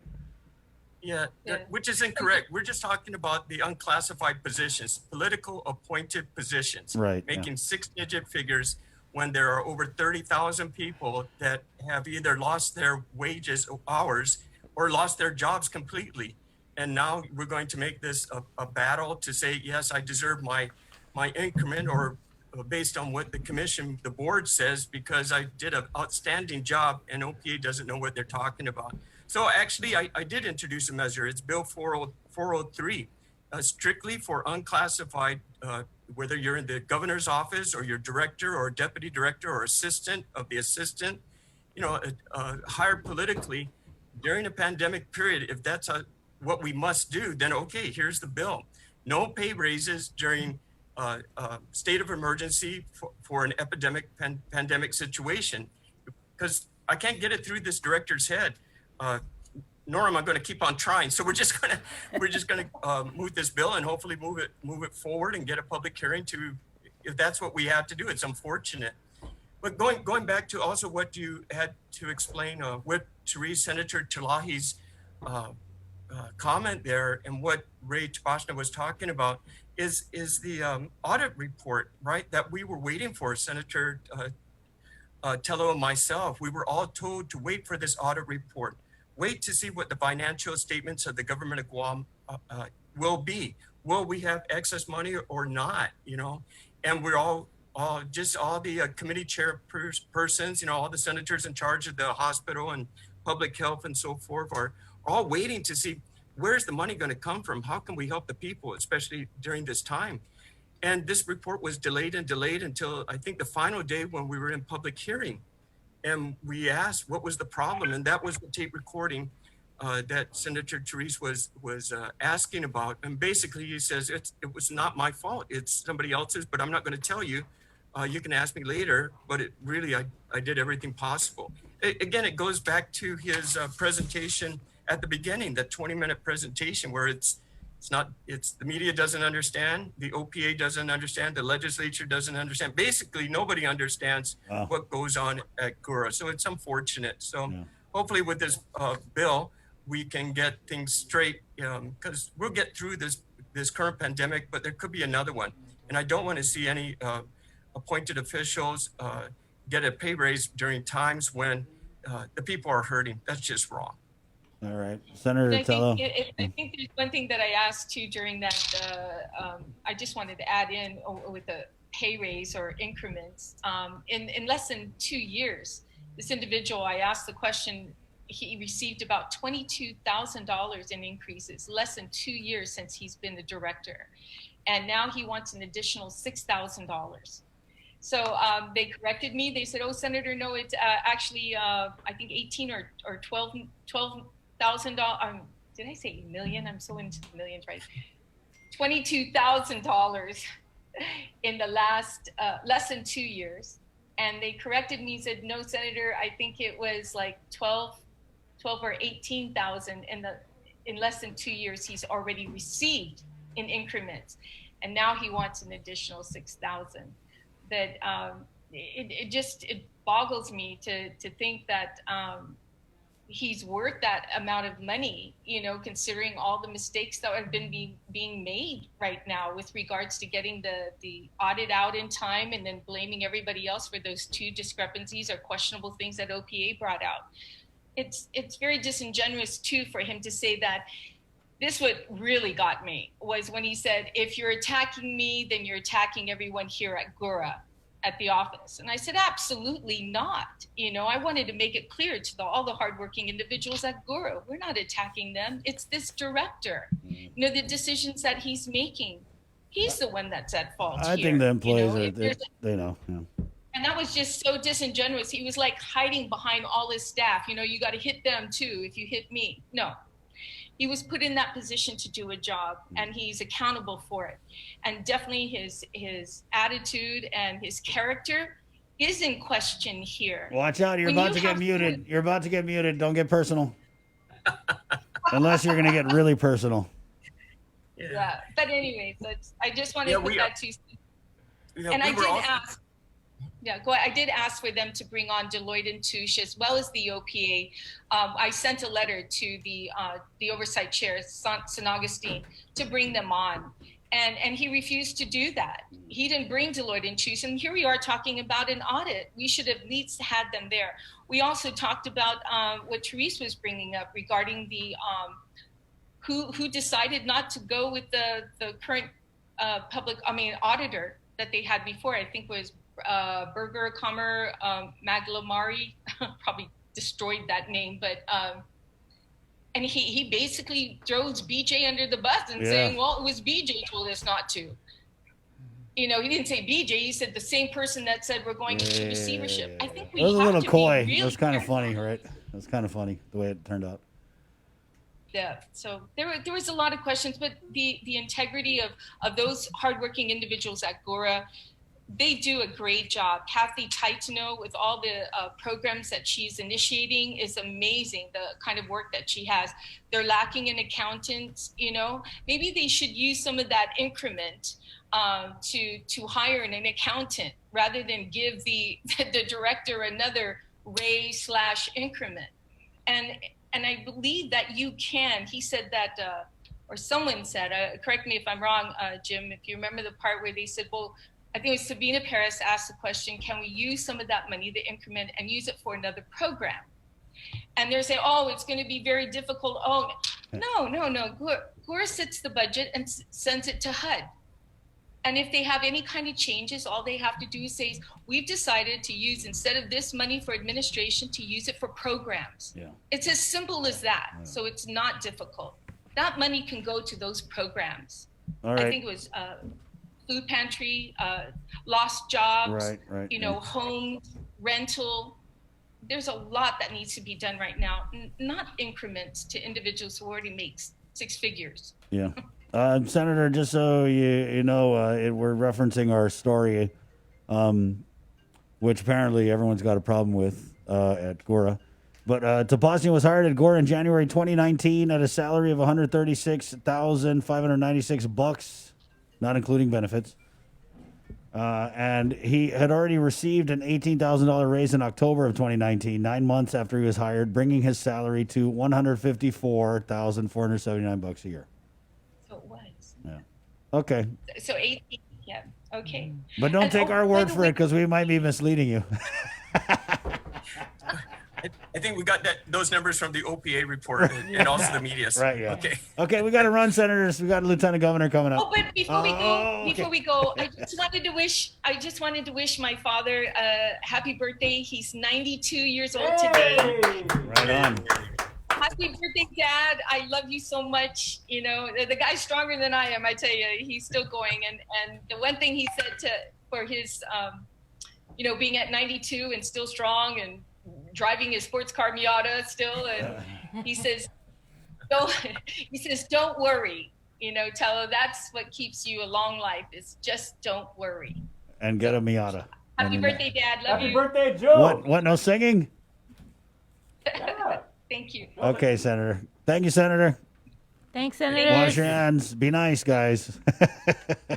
No personal attacks. It's 8:20. We'll take just a short break, and we'll come back with Lieutenant Governor Josh Tenorio here on the link. It's The Breeze 93.9. Stay tuned.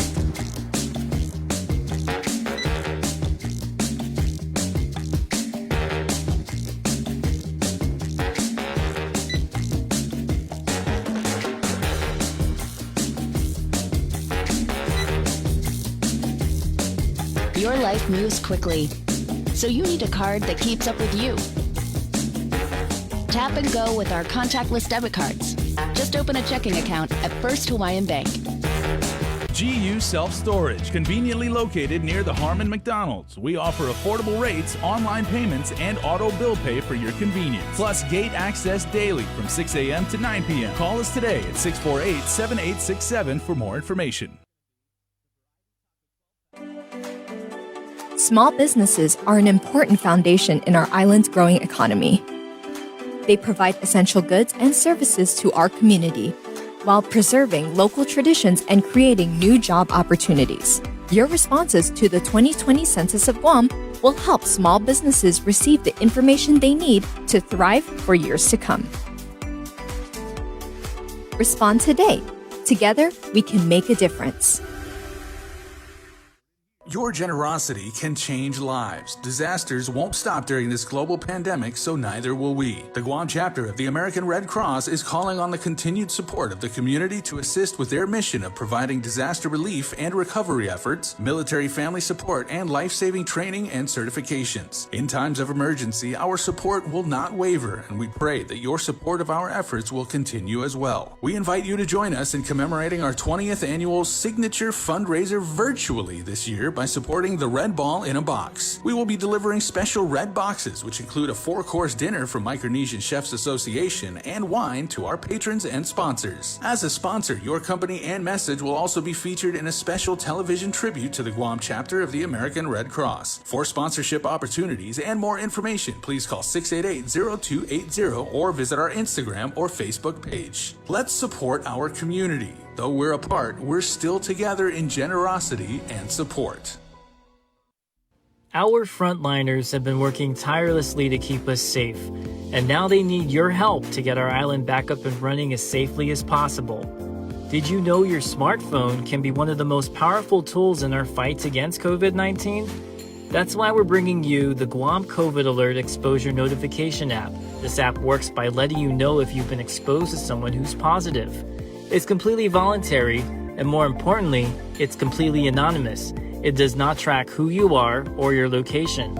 Researchers at Oxford University have found that for every 100 to 200 downloads of the app, it can prevent 100 infections and save one life. Add your phone to the COVID fight by going to guamcovidalert.guam.gov or download it from the App Store or Google Play now. Help Guam stop COVID-19.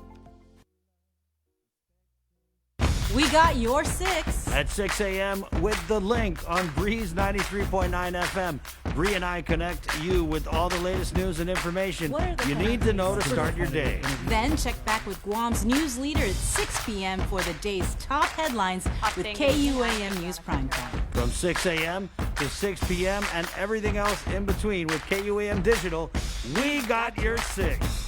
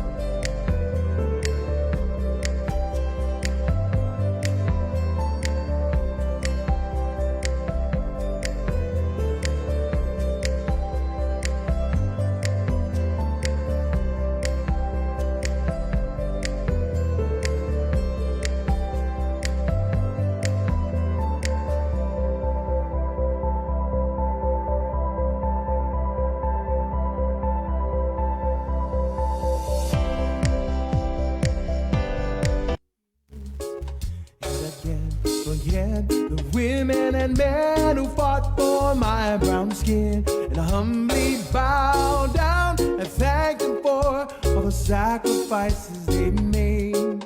'Cause they give so much unselfishly. Yo, Guam, proud to be a Guamanian. 8:25. Let's go ahead and go to the KUAM News Zoom room where Lieutenant Governor Josh Tenorio is standing by for a standing Tuesday appearance on the link. Good morning, LT. Hey, good morning. How are you guys doing? And happy birthday, Mr. Taitagui. 92. Wow. Yeah, that's definitely something to strive That's for. the Inarahan blood. Yeah, it is, right? Something in the water down there.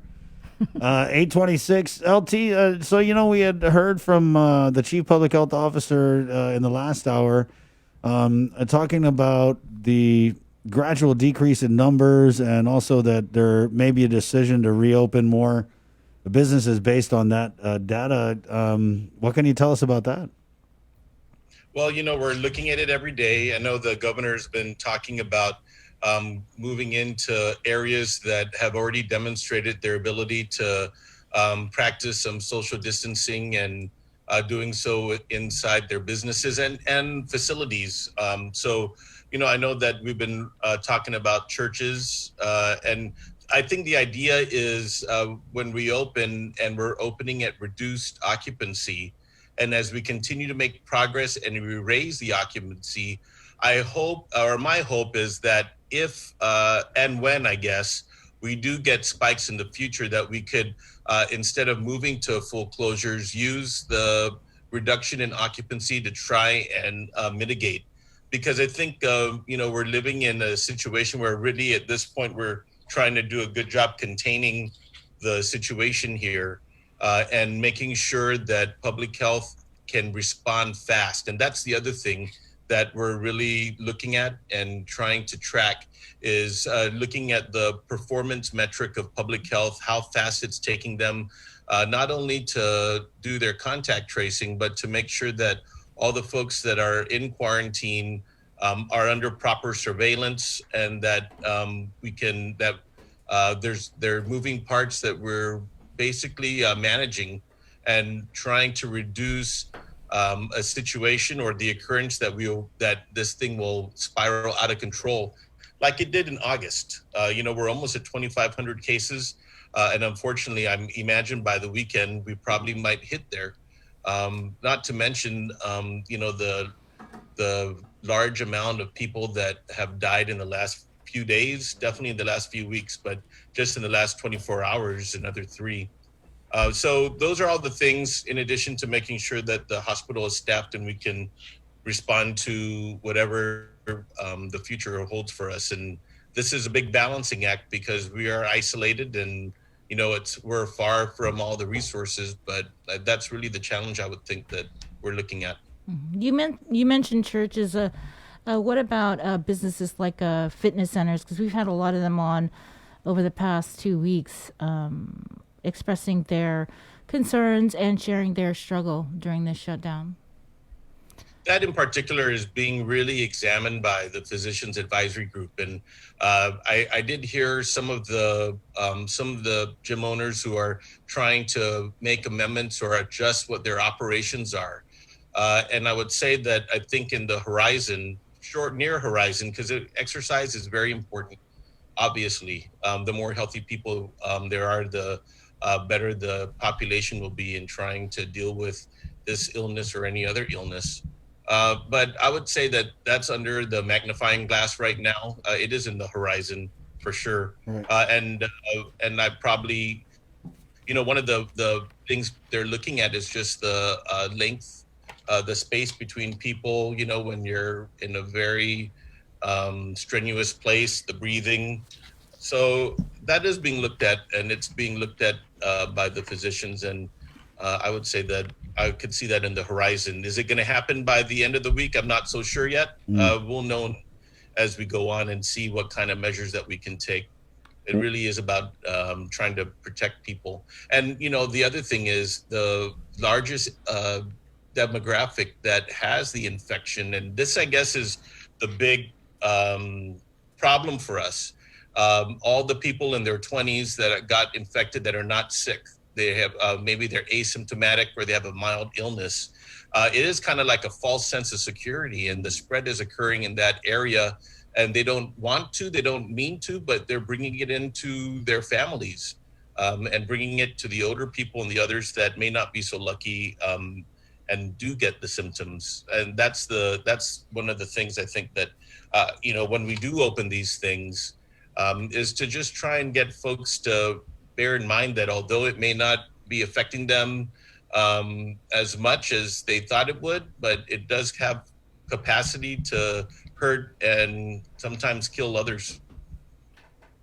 All right. So how do you move forward and have these conversations about reopening when we have news like 3 people dying from the virus? I'm pretty sure it takes some careful treading. Yes, it does. I mean, monitoring the levels and everybody that, the highest risk for the deaths are unfortunately those that are intubated and are on the ventilators. And those, we're just fortunate that we have, some good talent on Guam right now to help respond to the acute needs of the sickest people. And there are a bunch of people in there. It is very sad. And I mean, in the last week, there have been people around my age that passed away. And, right. Despite them maybe having their own personal challenges, but still it's still a life. And, some people are saying, well, but that's just a small percentage of the population. But, a life is a life, and we're already at 46. Yeah, and it's not a small percentage of the population. I mean, Guam, even before COVID, we're a high-risk population.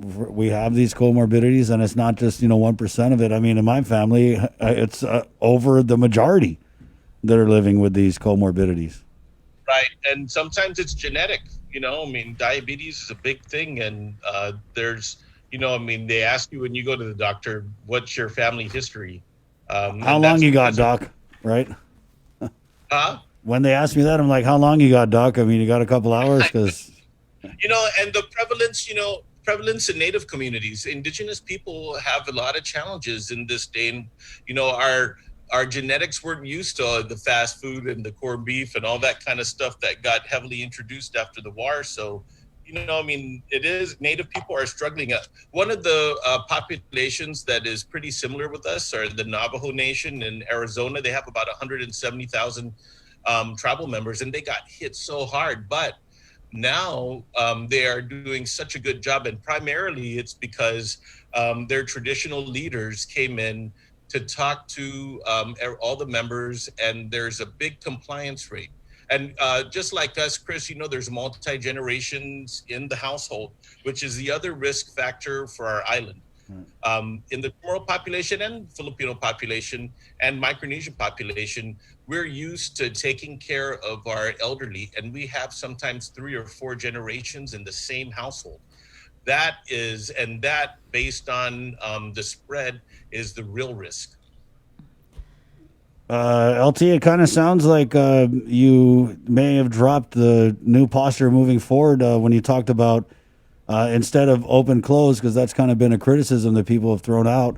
You're now looking at sliding occupancy rates, right? So we're sitting in PCOR 1, and what I want to know is like baseline, right? Will we ever see another full lockdown like we saw during the first wave, or is this quote unquote the new normal where we're going to have PCOR 1, we're going to be locked down, people are going to be dying from the virus, but you can still go to get the tattoo or whatever? So I'm just basically saying, is this like the bottom, the bedrock of PCOR 1 moving forward, or are we still looking at closing places if we get a spread, or is it just going to be based on occupancy like you said? Well, I think that's something that formally that's something being looked at. I wouldn't say it's approved yet, and that's because right now they're examining all the metric and cross-checking that with what our island has capacity to care for. So we are always, Chris, we're in the risk of that because of our isolation, our distance from the mainland, the shortage of medical professionals, in some cases our dependency for medical supplies and medicine from the states. And if those pipelines collapse or are delayed, then it could cause a bit more extraordinary response. To mitigate that, though, is we're doing things to try and have stockpile, create capacity. And if we continue to do this to fortify us and basically buy us some time, and it's time for how can we best operate the island and operate the healthcare system with and for how long, and that's kind of like what we're focused in on. And then the manpower. That's the other side of it. And we have a lot of folks that are working on this. The National Guard, the Surgeon Cell in particular, has been working all these supply chains, both in human resource and in medical supplies and capacity. And I do want to say, Chris, a lot of this depends on the partnership with the local health providers. So the clinics out there, AMC, SDA, FHP, and all the smaller ones, plus all the facilities that could come online in case we have further spread and further hospitalization rates. I think that the Surgery Center, all the other areas that have been unified under the cure, those are all going to help try and prevent us from heading into a direction of lockdown. But I would tell you right now, we just want to try and do everything we can to prevent us from having to go back down to that area. And when we did do that, it really was because a widespread community spread, and a lot of it caused by people who didn't know they had it that came in from off island. And based on our location, the high volume that we have people traversing, that's the other risk. So even people in the future with technology and with, progress in rapid testing, that's going to be another key area in trying to live this new normal. I also want to thank you and KOEM, because the other part of it is early detection. And so the COVID alert, that the app that you folks helped and are helping us try and get people to sign on to, is another area. It really is going to be the time to respond and how we can get to the positives very fast, so they can isolate and then we can monitor their symptoms. That's really the key. So it sounds like we are preparing for this time for a possible third surge, for whatever well, gosh, might if happen, you listen right? to Dr. Fauci the other day said we're not even in the second surge. Mhm. We're still in the first surge. So I think that's the posture. We have to be ready. And with the situation increasing in the United States, with record admissions, record positives in some of the states, and the open travel to Guam and our quarantine posture, that those all play a role in trying to mitigate and prevent further spread. Mm-hmm. And what about come December, when federal funding, the PUA, it's no longer there? What are we doing in terms of planning and preparing? Looking forward to all the people that may be permanently employed come, I believe it's December.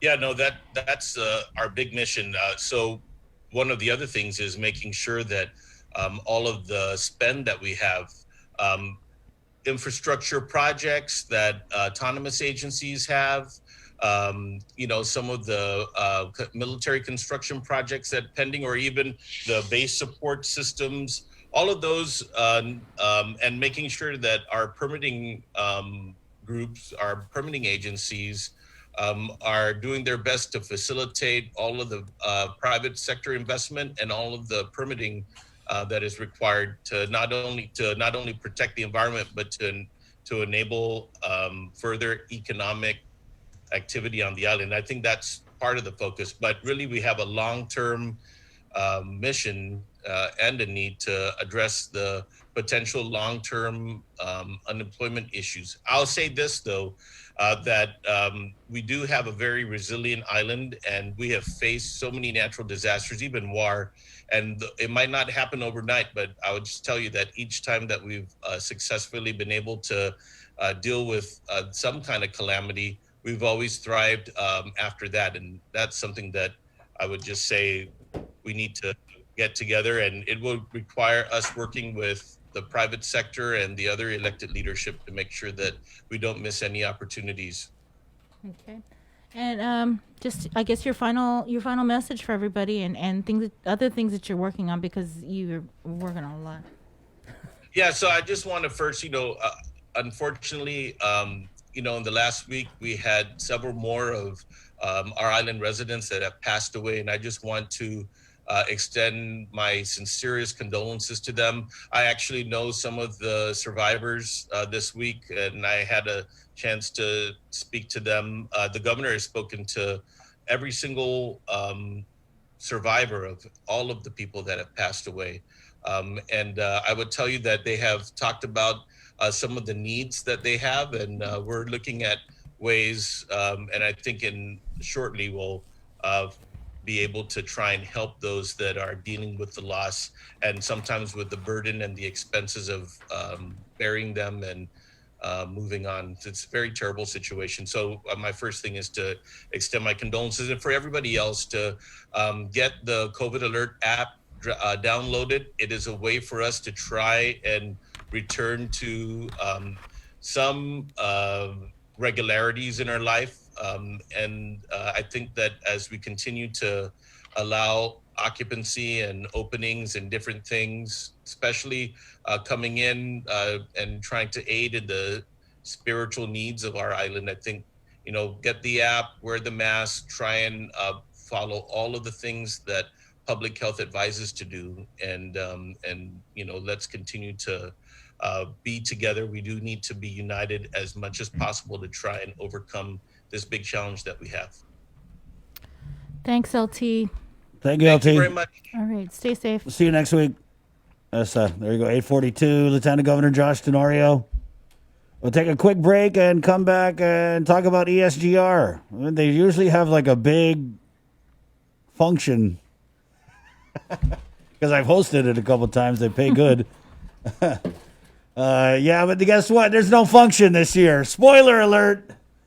There's no function. No function, but they're still functioning. They are, yes. Okay. It's 8:42, and we'll come back with Dave Sublana, ESGR, next on The Link, The Breeze, 93.9. When you want to make the most.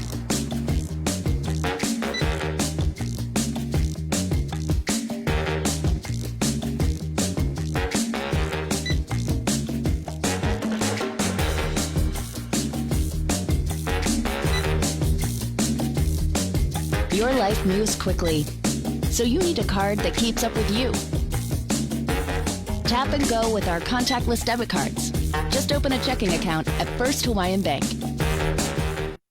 GU Self-Storage, conveniently located near the Harmon McDonald's. We offer affordable rates, online payments, and auto bill pay for your convenience. Plus gate access daily from 6 a.m. to 9 p.m. Call us today at 648-7867 for more information.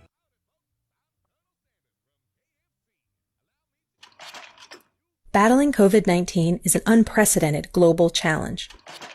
To get communities around the world back up and running as quickly and safely as possible, public health authorities are building smartphone apps to help with contact tracing.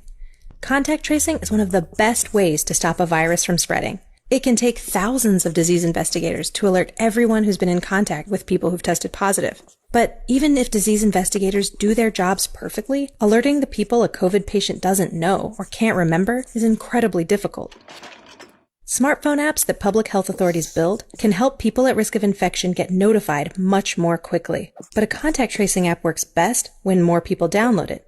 And being asked to download an app without knowing how it will handle your personal information might cause people to worry about their privacy, and they may not feel safe participating. That's why engineers at Apple and Google have been working together to make public health technology that protects individual privacy, so that people never have to choose between their privacy and the health and safety of their community.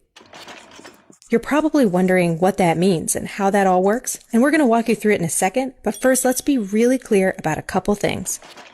First, apps using this system cannot track your location.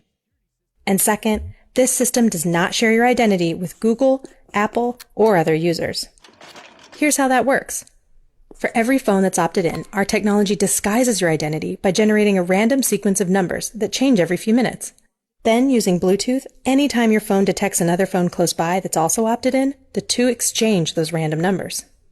If in the future someone's positive for COVID-19, they can report that positive result in their app. Any phones that had exchanged random numbers in the last 14 days will receive a notification that they may have been exposed to COVID-19 without revealing their identity. Public health authorities can then help anyone at risk get testing and treatment.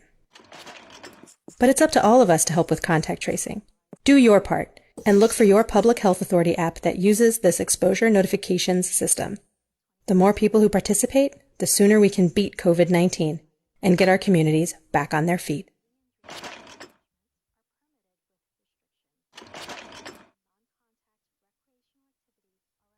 Our frontliners have been working tirelessly to keep us safe, and now they need your help to get our island back up and running as safely as possible. Did you know your smartphone can be one of the most powerful tools in our fight against COVID-19? That's why we're bringing you the Guam COVID Alert Exposure Notification app. This app works by letting you know if you've been exposed to someone who's positive. It's completely voluntary, and more importantly, it's completely anonymous. It does not track who you are or your location. Researchers at Oxford University have found that for every 100 to 200 downloads of the app, it can prevent 100 infections and save one life. Add your phone to the COVID fight by going to guamcovidalert.guam.gov or download it from the App Store or Google Play now. Help Guam stop COVID-19.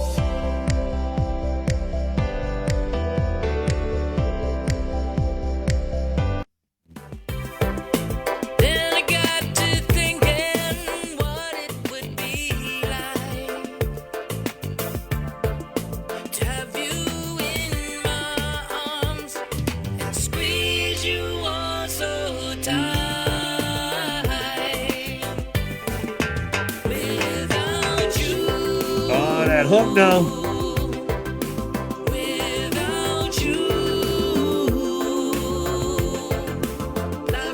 Aaron Borja and Masaya Hoffa.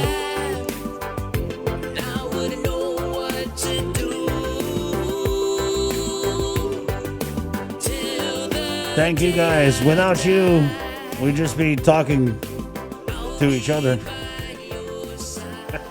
Good Hey, that might be interesting. Yeah. 8:49. Let's go back into the KUAM News Zoom room where he's here representing employer support of the Garden Reserve, Dave Sablon. Good morning, Dave. Good morning, Chris. Good morning, Sabrina. Should I wear my mask? Because I feel naked here when you two are wearing the mask and I'm not. No, it'd be a shame to put a mask over that handsome face, Dave. Okay, all right. So Yeah. you must be ugly then, right? That's why you're wearing a mask? I do really good when up 60% of my face is covered. I move up into model territory. Then I throw on the face shield and it just obscures all the stuff. So right now I'm probably looking like David Hasselhoff. By the way, I just want to say to you, Chris, that you're correct. We don't have a function this year, unfortunately, to make the awards to our employers because it's malfunction. There you go. Is that the secret word? Yeah, I was waiting for that. I was waiting. Ooh, his head is so big right now. Man, I need a new face shield. I need to go get a double XL. So thanks for coming on, Dave. I know that you reached out. You wanted to talk about some of the things that ESGR has been up to and this change of responsibility ceremony that's coming up. Yes. First off, thank you very much for allowing me to come on the show with you. And we are having what we call a change of responsibility event tomorrow, where Don Clark, who is our current state chair for the ESGR, which stands for Employer Support of the Guard and Reserve, will be basically handing over his responsibility as chairman to Lieutenant Colonel Ray Lanetta, retired U.S. Army, effective tomorrow. October 1st, so that would be Wednesday. I'm sorry. Yeah. Wait, what's October 1st, 29th. Thursday. Yeah. You know, I've been in quarantine so long, I can't tell the difference of the days now. You're in quarantine? Well, self-quarantine, because I'm in that age group that's kind of risky. So I kind of just decide to stay home most of the days. And sometimes I can't tell the difference. You know, I wake up and I think it's Saturday and it's actually Monday. So forgive me. The change of responsibility, a ceremony, and event will be on tomorrow, but it's effective Thursday, October 1st, when Ray Lanetta will take over as chairman. And, you know, I just want to say that ESGR is an organization that supports very strongly our men and women in the military. And the way we do that is by educating their employers, because most of these members of the Guard and Reserve are actually part-timers. Their real bread and butter, their real jobs are actually out there in the community, whether it's with the government, whether it's with the private sector companies and various industries, or with other government entities such as the federal government. We also have service members up there in Saipan. We have about 100 Army reservists up there. So we go around. There's 20 members of us in the committee. We're all volunteer employees of Department of Defense. So we go around and educate the employers on what their rights and entitlements are, that being the service member employees, so that they can have some sort of harmony on the workplace, especially when their service member employees are called to, up for military duty. Sometimes they'll be away just for a weekend during a month, or they may go as long as maybe 6 months or even longer. And that puts a major strain on the employers.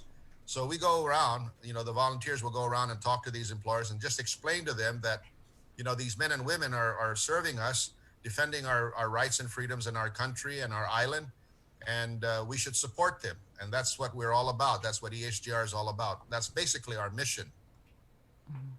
And how was Ray selected to take over for Mr. Clark? Yeah, this is very interesting because we have to appoint a selection committee, and then they would interview potential chairman, whether it's a member of the committee. We have 20 members. It could be one of us, or it could be somebody from the outside, where they would interview them, and then we would send in about anywhere from 1 to 3 names. If it's only one, that means that the committee has a very strong support of that individual. If there's 2 or 3, and I think maximum of 3 that we send into our headquarters in Washington, D.C., then it would be up to the national chairman and the executive director of ESGR, national executive director, to interview those 3 or review their resumes, and then they would appoint one person to be the chairman, and they will go through a background check, make sure everything is okay, because effectively that chairman represents the Secretary of Defense when he or she does their duty out in the community. And so that vetting process was done I think late last year, early this year, and Ray Lanetta was selected and supported by our committee locally as well. And so he received his letter of appointment, and then we're going to go through now a formal change of responsibility on tomorrow, effective Thursday. And as as Ray heads out, as Don heads out, he's actually going to be presented with an award as well. Yes, outgoing chairs we normally get invited to Washington, D.C. To receive our medal, our service medal from Department of Defense, and also a nice, beautiful certificate that you can hang on the wall that you've done your duty very well. A term of a chairman is usually 3 years. So Don has served for 3 years, and the maximum is 2 terms. So you can actually serve up to 6 years. I was chairman myself for about 6 years, and I'm now called Chair Emeritus, which is a nice title, which means I can choose and pick which events I can attend. I'm not going to be penalized or anything in that regard. And so because of this COVID-19 COVID-19 pandemic, unfortunately, ESGR headquarters has advised us not to attend any events where there's going to be a gathering of people. So we have to do, in fact, that ceremony that we're going to do tomorrow is going to be by Zoom as well. So you can see the background behind me. This is the way we're going to have our meeting with everybody on the Zoom with this background behind us, because it is a formal ceremony. So we have to be as formal as we can to change the responsibility to the new chairman. And then, you know, Ray takes on the helm, and he has a major responsibility because he's representing the Secretary of Defense in anything that we do here as a committee. He is guided by our executive director at the national level to do his duties out here. We get a budget so that we can, you know, spend some money. We do things like lunches with the boss, where we invite employers to come and listen to what our mission is as ESGR.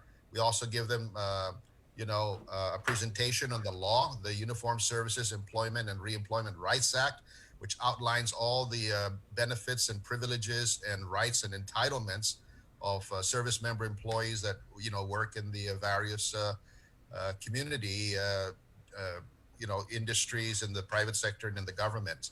And so, you know, this is what we do. We also, at times, we can actually call on the Air Force or the Navy to allow for some of these employers to come on base and go visit a submarine or a ship, a carrier. And sometimes we would take them up in a KC-135 refueling jet, and we would have them witness a refueling in the air of B-52s and fighter jets and things like that. And we've done that in the past several times already. And we visited submarines and ships, and even I think we took a trip one time with a ship going up to Saipan, and then from there everybody flew back. And so we do these things so that employers get a true and good understanding of what their service member employees do when they get called on to do military duty and wear that uniform. And so we do boss lifts. And then, of course, one important aspect of our service is that we do ombudsman mediation. There's going to be some times where employers are going to be concerned about their employee, taking off 2-3 months during a year, and normally their vacation is only for 2 weeks, and yet they're gone for 3 months, sometimes 6 months or longer if they're actually on deployment.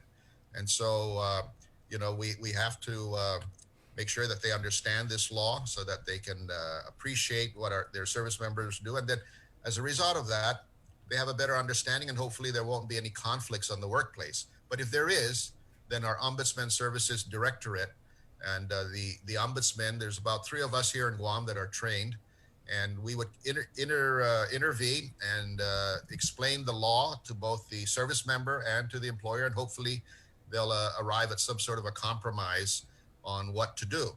And I want to say very, emphatically and very proudly that Guam is one of the best committees in resolving conflicts between employers and service member employees. And in fact, we've always been resolving these issues upwards of 87 to 93%. So all of the cases that come to us, we've been able to resolve it at that percentage level. And if we can't resolve it within 2 weeks, then we have to refer it to the Department of Labor, U.S. Department of Labor. And at that point, it's not a mediation anymore. It becomes an advocacy of the service member against the employer. And so we try to tell the employers, you don't want to go to that level, because once you do, then you're going to have to hire an attorney. You're going to have to go to the U.S. District Court, defend your policy or the way you advise that service member employee and why they can't go on military duty. So you're going to have a lot of problems. In the meantime, the service member employee taking you to court, it's all free for him, So they can do whatever they want and take depositions and things like that. So you don't want to have the U.S. Department of Labor involved, unfortunately, for you. Are we so talking when they about understand that, they're very supportive. Are we talking about situations where employers maybe terminating employment of people that are on the guard that are having to be deployed? I mean, are those the types of cases we're talking about? Yes, we've had some issues like that where some employers will say, well, if you're going to be away for so long, then I'm going to have to remove you from our employment.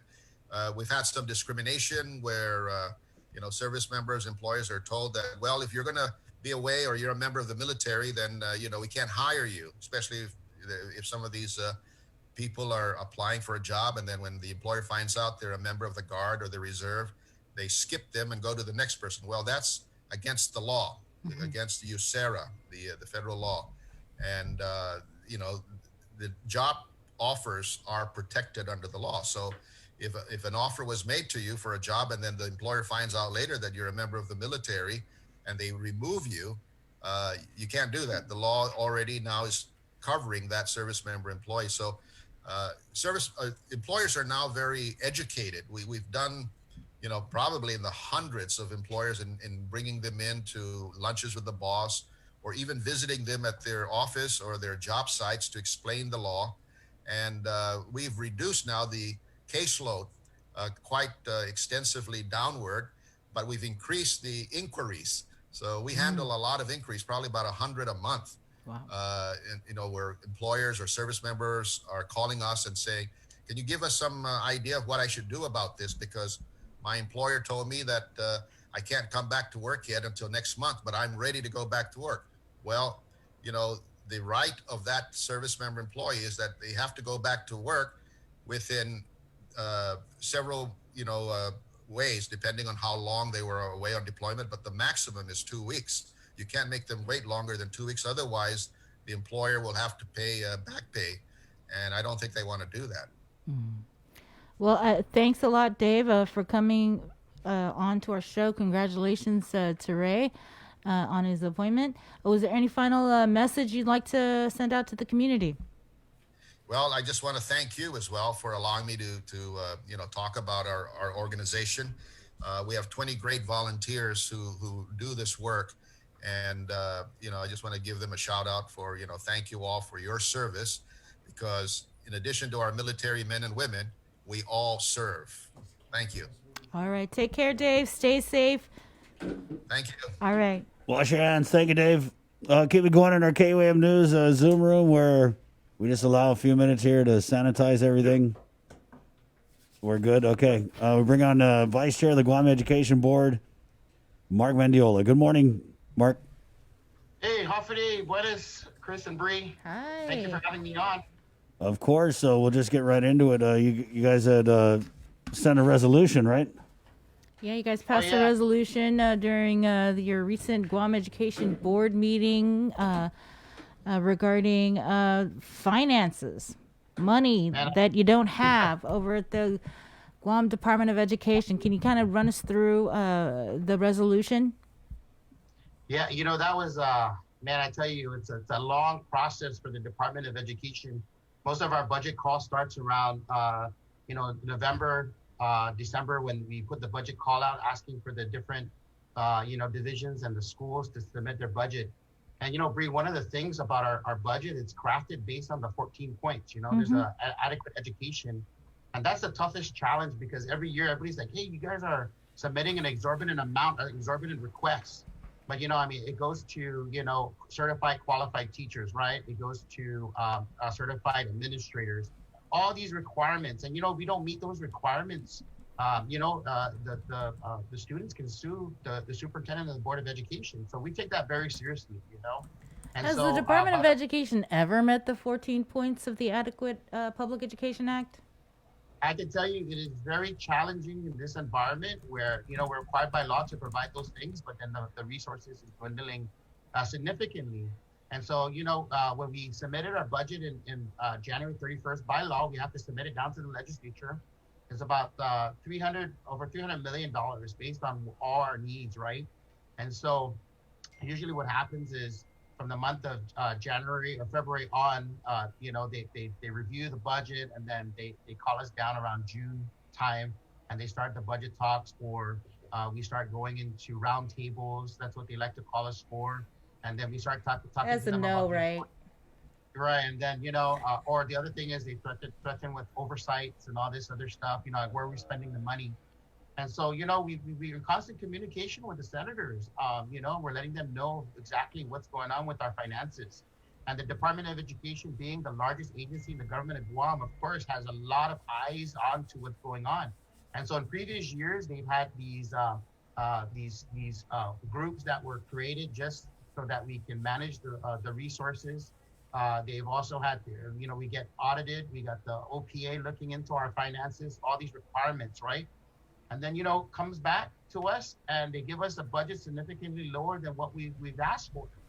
And, it's unfortunate because, the education system, the way it's such a monumental task, and it's an organic act mandate that we provide a free and appropriate education to all our kids, and that's the difference between the private schools and the public schools, is that we have to accept everybody. We can't be selective, and rightly so. It's public education, and that's where the money needs to go to. So a couple of years ago, if you recall, they also started the charter schools. That's even a public school, because they took funding sources from the Department of Education, and they started these charter schools. And so now there's 4. Before there was 2, and then they said, okay, we're going to open a 3rd one and 4th. And yes, these schools, they meet their their obligations and their mandates based on what their charter is. But at the end of the day, it's also the schools opening their doors, but it's also funding that's taken away from the Department of Education. Per pupil cost is what they were calling it. So you fast forward to today. In 2018, if you remember the tax cuts, that huge tax cut that we had to take, the Department of Education absorbed the majority of that. And, one of the things that was crazy was, since 2018, all the way up until this point, Bree, we had a $30 million reduction in education. That is a tremendous amount of reduction. That's from the local side. And, we told our, we told our people, we got to have a spending plan that's based on safety, health and safety of our schools, the curriculum, making sure that we give the supports to the classrooms, and then of course our facilities. I mean, we have some old facilities that need tremendous amount of resources, and every year we get leaders taking tours of our schools and all this other stuff, and next thing you know, it's like, it's put on the back burner because the majority of our resources has to go to paying for the 14 points, which, of course, we need certified teachers in our classrooms. Right, but you guys are staring at a $15 million cut for this fiscal year, right? Yeah, and that's pretty, we went down to the legislature and we said, hey, folks, we need to have this thing called the maintenance of efforts, and, maintenance of efforts for the federal side, because, that's the one thing that's kind of helping us at the moment, is getting these federal resources to put back into the classrooms, into the schools. And so these maintenance of effort is basically your average 3 years, previous years on your budget. And basically, if you do that, it gives you more access to federal funds and resources. And then now that we're releasing ourselves slowly and surely from the high risk and the high risk status and the third party, they're saying, hey, we're about to take you off of this. Our government is doing the opposite, and it's being very difficult in allowing us to manage our resources and giving us less resources to do that. So, one thing in this board resolution that we passed, Bree, was that, whatever savings we realized from that $2.5 million that we're paying for this third party, we're going to reinvest that back into making sure we have a robust central office so that we never go back. It was a very costly endeavor for us to have the federal government have a third party watching over us, so we have access to $60 million. That's a tremendous amount of resources that the local side has paid. And, of course, with the leadership of the department, with the superintendent, and then we have an internal audit office, we have leadership in the deputies, but all the way from top to bottom, this last virtual oversight from the U.S. Department of Ed, they realized that the Department of Ed had done a tremendous amount of work in responding to their concerns. And that's where we're at. And we're hoping that in January, we get better news that the reduction in cost of this third party, or just the removal of all these oversights, will be transitioned back now to the Department of Education. And that's what we're preparing ourselves for. Because every penny really counts, especially we're trying to put that back into the classroom. And it's very tough when you're operating 41 schools and you're dealing with about 30,000, close to 30,000 students in the public school system. And so, of course, now with this pandemic, we're transitioning to, we're having, of course, virtual learning, and it's been very difficult for a lot of families. But at the end of the day, we want to make sure our department is safe for not only our students, but also for our employees, our teachers, and those folks that are in the front line, and, DOE has always stepped up to the plate when it came to its sharing in the government's responsibility to reduce costs. But frankly speaking, this last resolution, it was a significant, like you said, $15 million, Bree, and that is a large amount to absorb. And there's going to be some drastic measures and some serious conversations that we're going to have with our legislative body, because they tell us, don't do this, don't do that, pay your bills. But then at the end of the day, we don't have the resources. And of course, if these budget projections they're just projections, that's what it is. Mm-hmm. And if we don't have that revenue coming in, what do we do as a department? It's going to be very tough to pivot and change when, you're already mission driven. Your teachers are already into their lessons. You're going into the quarter. And then, you have to pivot and change because we don't have the resources and the finances. Mm-hmm. And so what we were told was that, hey, don't worry about it. We're just going to pass this. But if the revenues look better, we're going to go ahead and give you additional supplemental funding. And obviously, of course, we have to just manage our resources and watch how we spend our resources. Mm-hmm. The reality is, though, Mark, that you might not be there come November. There's there's an election, and the Guam Education Board is on the ballot. And I'm not sure of all the different candidates. I'd have to pull it up, and what experience they bring to the table in terms of, and I hope they know the dire situation that's happening with the Department of Education facing these $15 million cuts. And how concerning is that? I mean, we might have a whole new group of people. Right. With every election cycle, of course, it gives an opportunity for our community to become engaged and to select the leadership. And, I can honestly say that the current board that we worked really tirelessly to address a lot of the financial concerns, but not only that, but to also address the leadership issues that we were plaguing the Department of Education many years ago. And so, we're moving forward, and, there's a good cross section of our community members. There's 3 appointed by the governor and then 6 that are elected. And so there's 10 candidates running for 6 seats that is available. And of course, we ask our community to come out and vote. This is one way where you can impact the policy decisions of the Department of Education. And so, of course, our challenges are going to be great this next coming year. I don't think it's insurmountable. I think we can all work together to figure it out. Mm-hmm.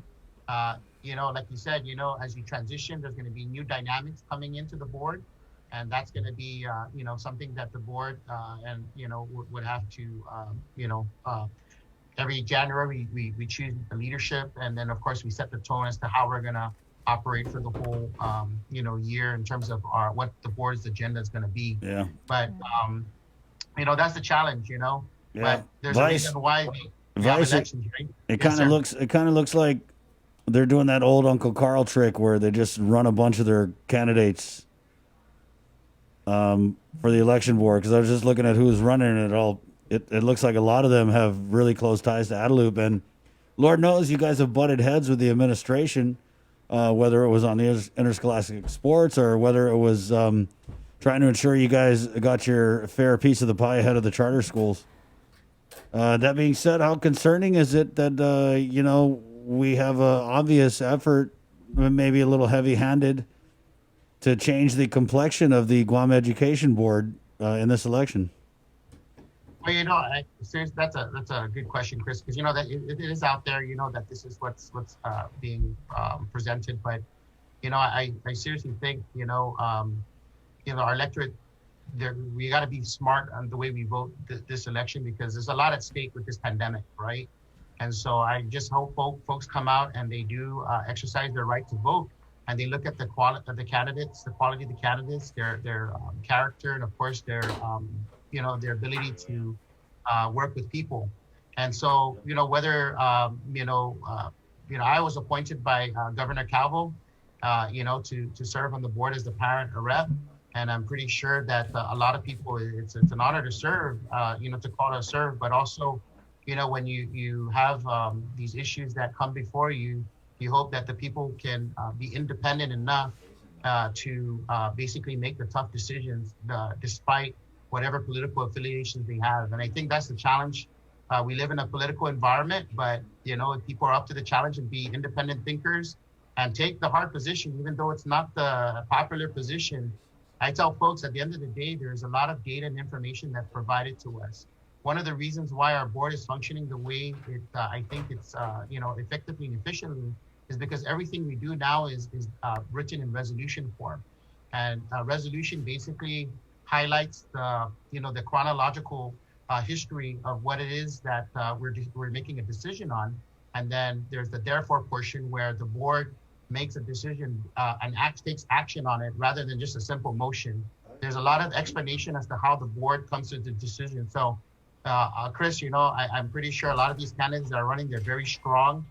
They're strong-willed people, and I believe that they have characters to, that they can be independent thinkers, when it comes to information that's presented to them from the Department of Ed.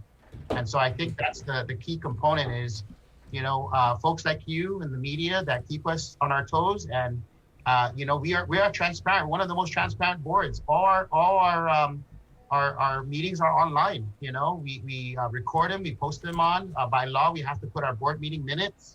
And so if there's one agency that has been really up to date with following its policy and the law with respect to how we make decisions at the Department of Education, it's all online. So some people may disagree with us. Some people disagree with us on the sport issue, but at the end of the day, we are a board for the public schools, and that's the reason why we made those decisions. And so some people may not be pleased with that, but I can honestly say what was before us, the decisions we made was based on what was the greater good for the Department of Education. So I just hope that people come out and vote and exercise their right to vote and wash your hands and stay safe. Right on. So we're allowed mental exercise, physical exercise, and you can also voting exercise. Right. Yeah. Vice, I don't know if you guys touch on face-to-face? No, we just stuck on the, yeah. on the budget. Are we talking at all about face-to-face instruction?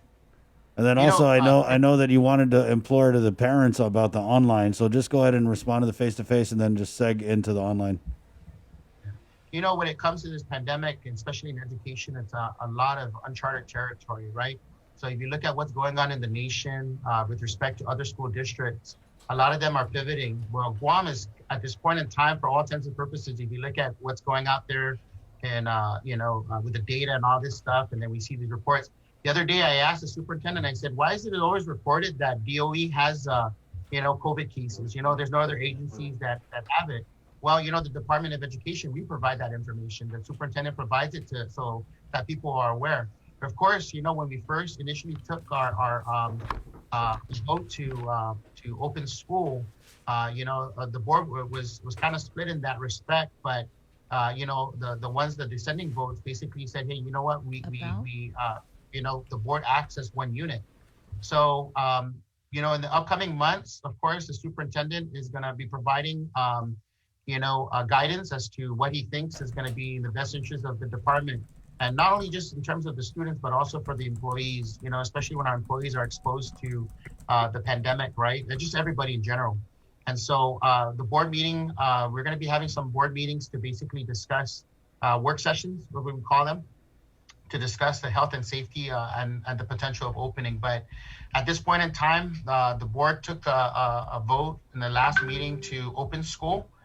But because of the governor's PCOR 1 status, of course, all the schools now are shut down for the moment.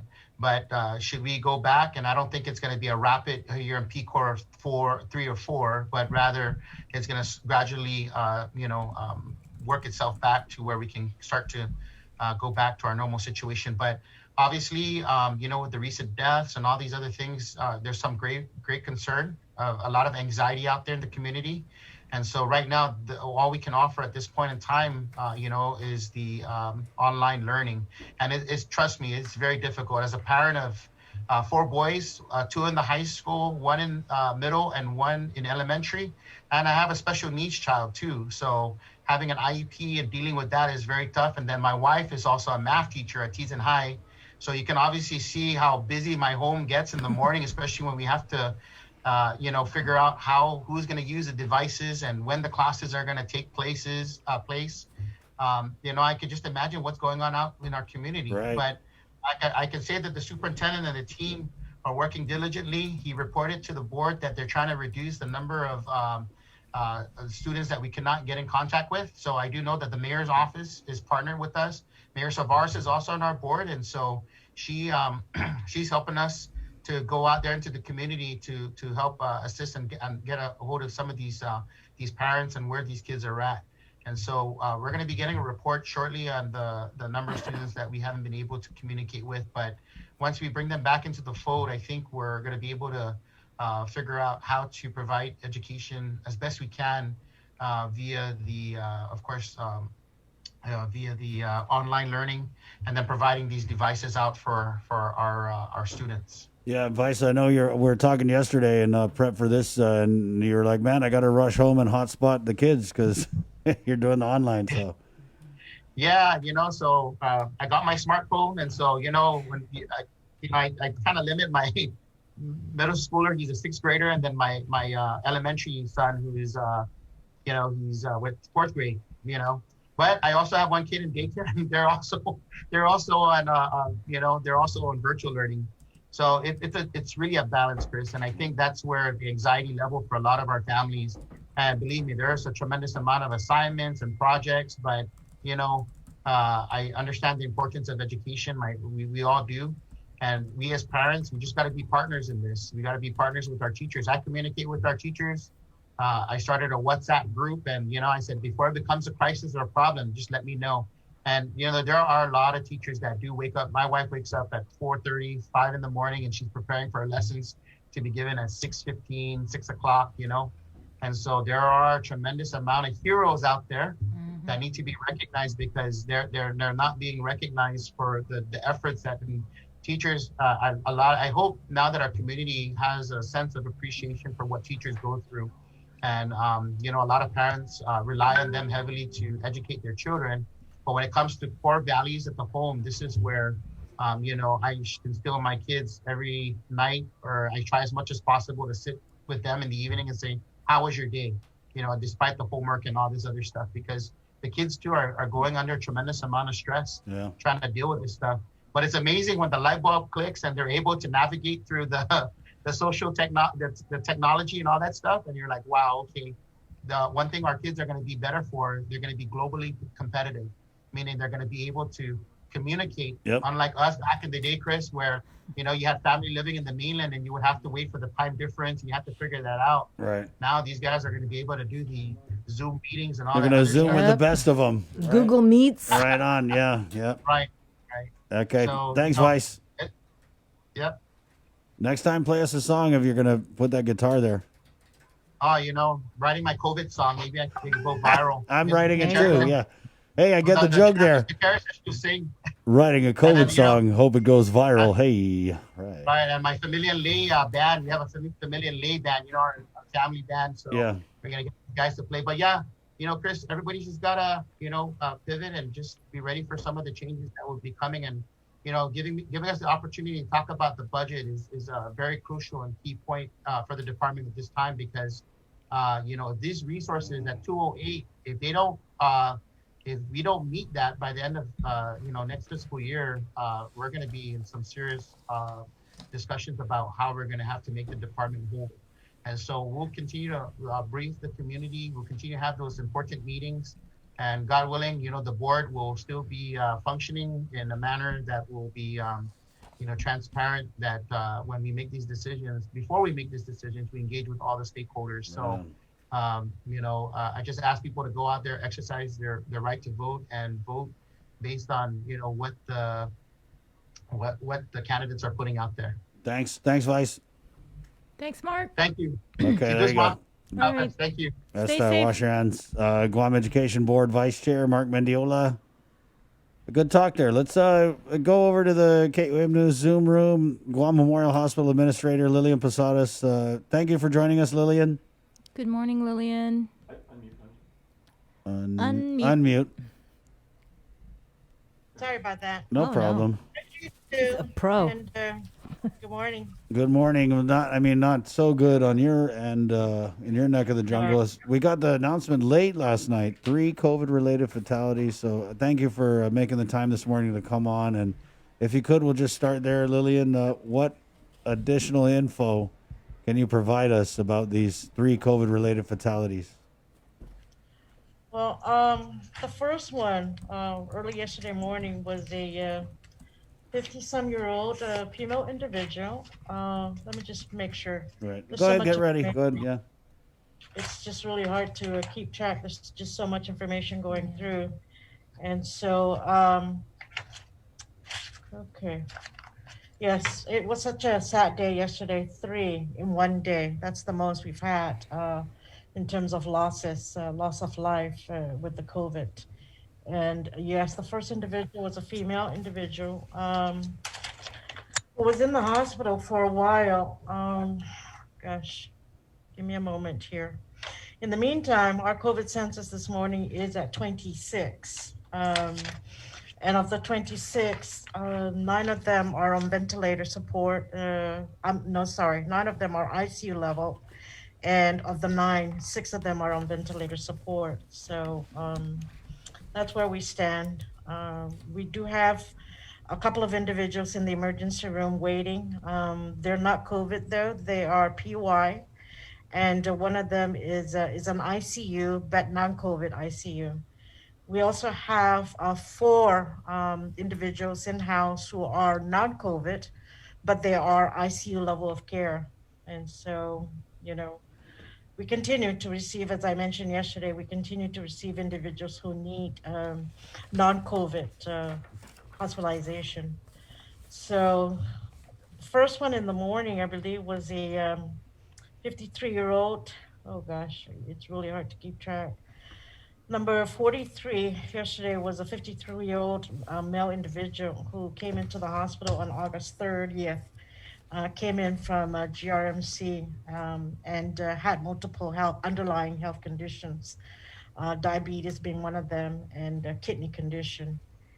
And then we had the other individual who was a 70-some-year-old male individual who's been in the hospital for quite some time, since the 29th of August. And he also had some underlying health conditions, and he came in really hypoxic. His respiratory system was quite compromised by the COVID.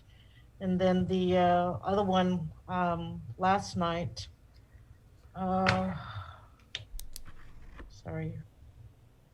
it's just so sad to see, these individuals succumb to this infection. And our condolences and our prayers to the families who have lost their loved ones. Okay. Then the last one, last night as of 6:58 p.m., a young individual, young female, who apparently was having some abdominal symptoms. But by the time they called the EMS, she had already become breathless and pulseless. So they initiated CPR and was en route to the emergency room. They continued the resuscitative measures. And also in the emergency room, several cold blues, resuscitative measures on the individual. And unfortunately, our clinicians just could not save her anymore. She tested positive when she was brought into the emergency room. So those are the 3 fatalities that are COVID related as of yesterday. And then just touching back on the census, Lillian, you said 26 hospitalized? 26 today. As of today, there are still 26 individuals in the hospital. Yes. Who are COVID positive. The Joint Information Center last night reported 28. Well, and maybe we have some discharges, and then we had that one death last night as of 6:58, 7 p.m. So I don't know exactly what time JIC was released. It was late. Yeah. Yeah, it was It late. was way It was past like, that yeah, 7 like o'clock. 10, 9:30 or so. Yeah. Okay then. Yeah. So So there's there been may no, have no other people that have passed away. we've had just those 3 yesterday, and we've had some discharges, which is it's a good sign that there are people recovering. Have you had any people discharged who have then later on had to have been readmitted to the hospital? Because we heard about one. We've had a couple. Yes, we've had a couple who have come back in. So Can you tell us Yes. any more info on that? So what happens when they get discharged? They're doing well, and then they were stable. Their oxygen level has been stabilized. One of them, who I know, came back, started having some respiratory symptoms, and came in. The oxygen level was quite low in the 80s, so he was admitted for several days, received some oxygen supplement, stabilized again, and so was released home just recently. We do have another individual who was discharged, came back in after several days, probably a week's time. The clinicians repeated the COVID test, and a good sign. The individual's test results came back negative. So the individual cleared and has resolved the COVID infection. Lillian, how's morale? How's the morale Yes, how's in the morale? hospital? Well, again, we are saddened by all these, fatalities, all these deaths, but we have to continue taking care of those who keep coming in, whether it's COVID or non-COVID. There are still individuals who need the care and the services, so we just have to keep providing those services. Lillian, when we get a COVID patient and they go on the ventilator, I mean, I don't expect you to have any precise numbers, but what's the survival rate of these COVID patients once they go on the vent? It's been really low. It's just been, not a very good indicator once they're on the ventilator. The only one person that I remember who was on a ventilator and fully recovered and was discharged, and that was during the first wave, back in March, when the individual was admitted and was on the ventilator for a while, and recovered, was extubated, meaning the tube that was connected to the ventilator was removed, and went home, healed and fully recovered. So far, that's the only one I can recall. But most of the ones in the second wave on ventilators have really, really severe hypoxic and compromised respiratory system. And so, yeah, the survival rate has been quite low. Can you explain what is hypoxic? Hypoxic meaning your hypo is low oxygen. You're not adequately getting oxygen into your lungs. Your lung tissues and your lung cells are so compromised by whatever fluid buildup or whatever the infection that's going on in your lungs, and so therefore that oxygen is not coming in and reaching, throughout all your cells in your lungs, and then so your oxygen level in your lungs and throughout the rest of your organs are not adequately getting the oxygen that you need, and it should be at least over 90%, 93% oxygenation is what we normally, have within our system, within our lungs. Hypoxic is then when you're below that 90% level of oxygenation. A couple of the fatalities, you had said that one of them was in the hospital since August 3rd, another one since the 29th of August. I mean, this is 2 months. August 30th. August That was 30th. August 30th. Okay, so about a month each, right? What's that? About a month. They were both in the. Yeah. Yeah. Yes. Mm-hmm. Is that pretty typical for some of these fatalities? Because then again, we see some of them where they're coming into the ER and they're just dying on the same day. Yeah. It just depends on their conditions. Remember the first gentleman in this wave? He was a young gentleman, 33 years old. he was here for over a month and was on the ventilator for about 4 weeks or longer. We had asked, I think I had asked you a few weeks ago if there were any pregnant COVID positive patients at GMH. Can you give us an update on that? What we've had, and fortunately, they delivered their babies. Their babies were monitored as PUI, and they were tested. And all of those newborn, the results came back negative. And so, it's been, it's been successful. Those pregnant women who come in with COVID positive infection, they either deliver their babies normally or they've had to go through cesarean section. It just depends on their condition, but they have recovered. We monitored them for a while after their delivery in the COVID care unit.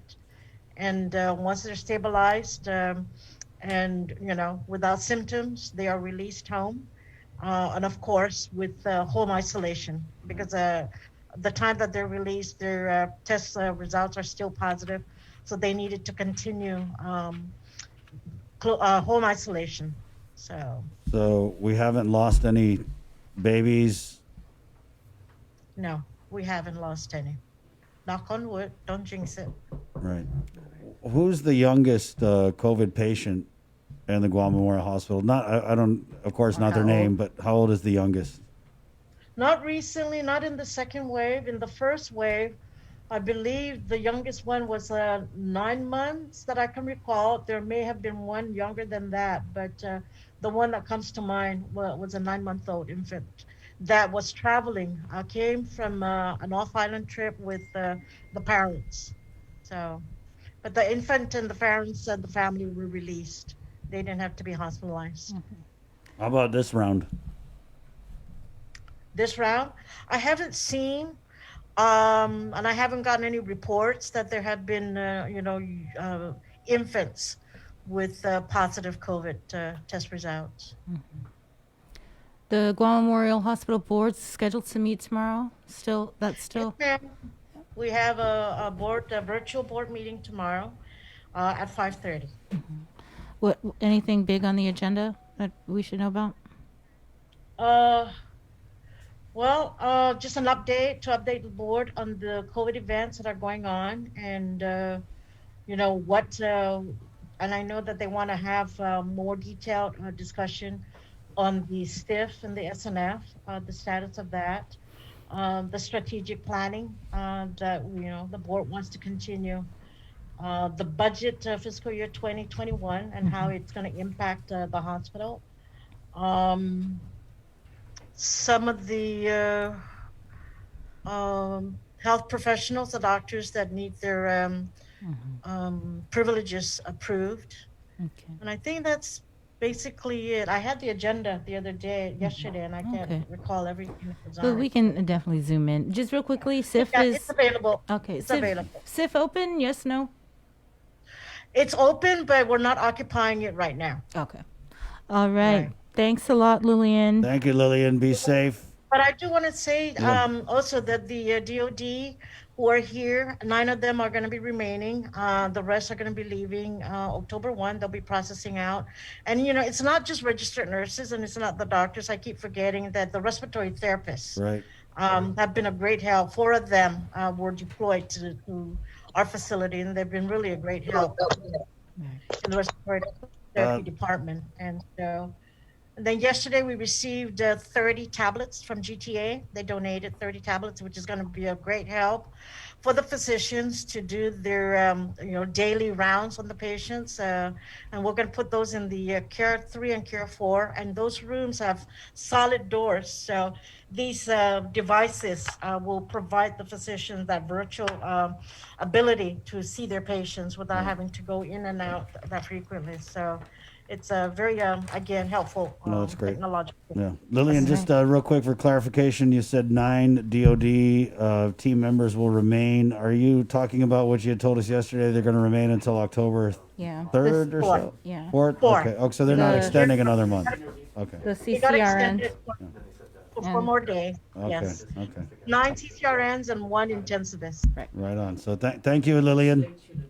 Thanks, All right, Celine. thank you too. Appreciate the Take update. care. Okay, algo más. Okay, so 9:39. Let's go right into the KUAM News Zoom room where we heard ESGR, 8 o'clock hour. They normally have their big event, right? Another big event that we always have this time of year, Red Ribbon Week, right? And so we're not letting it get taken away from us. Not this COVID.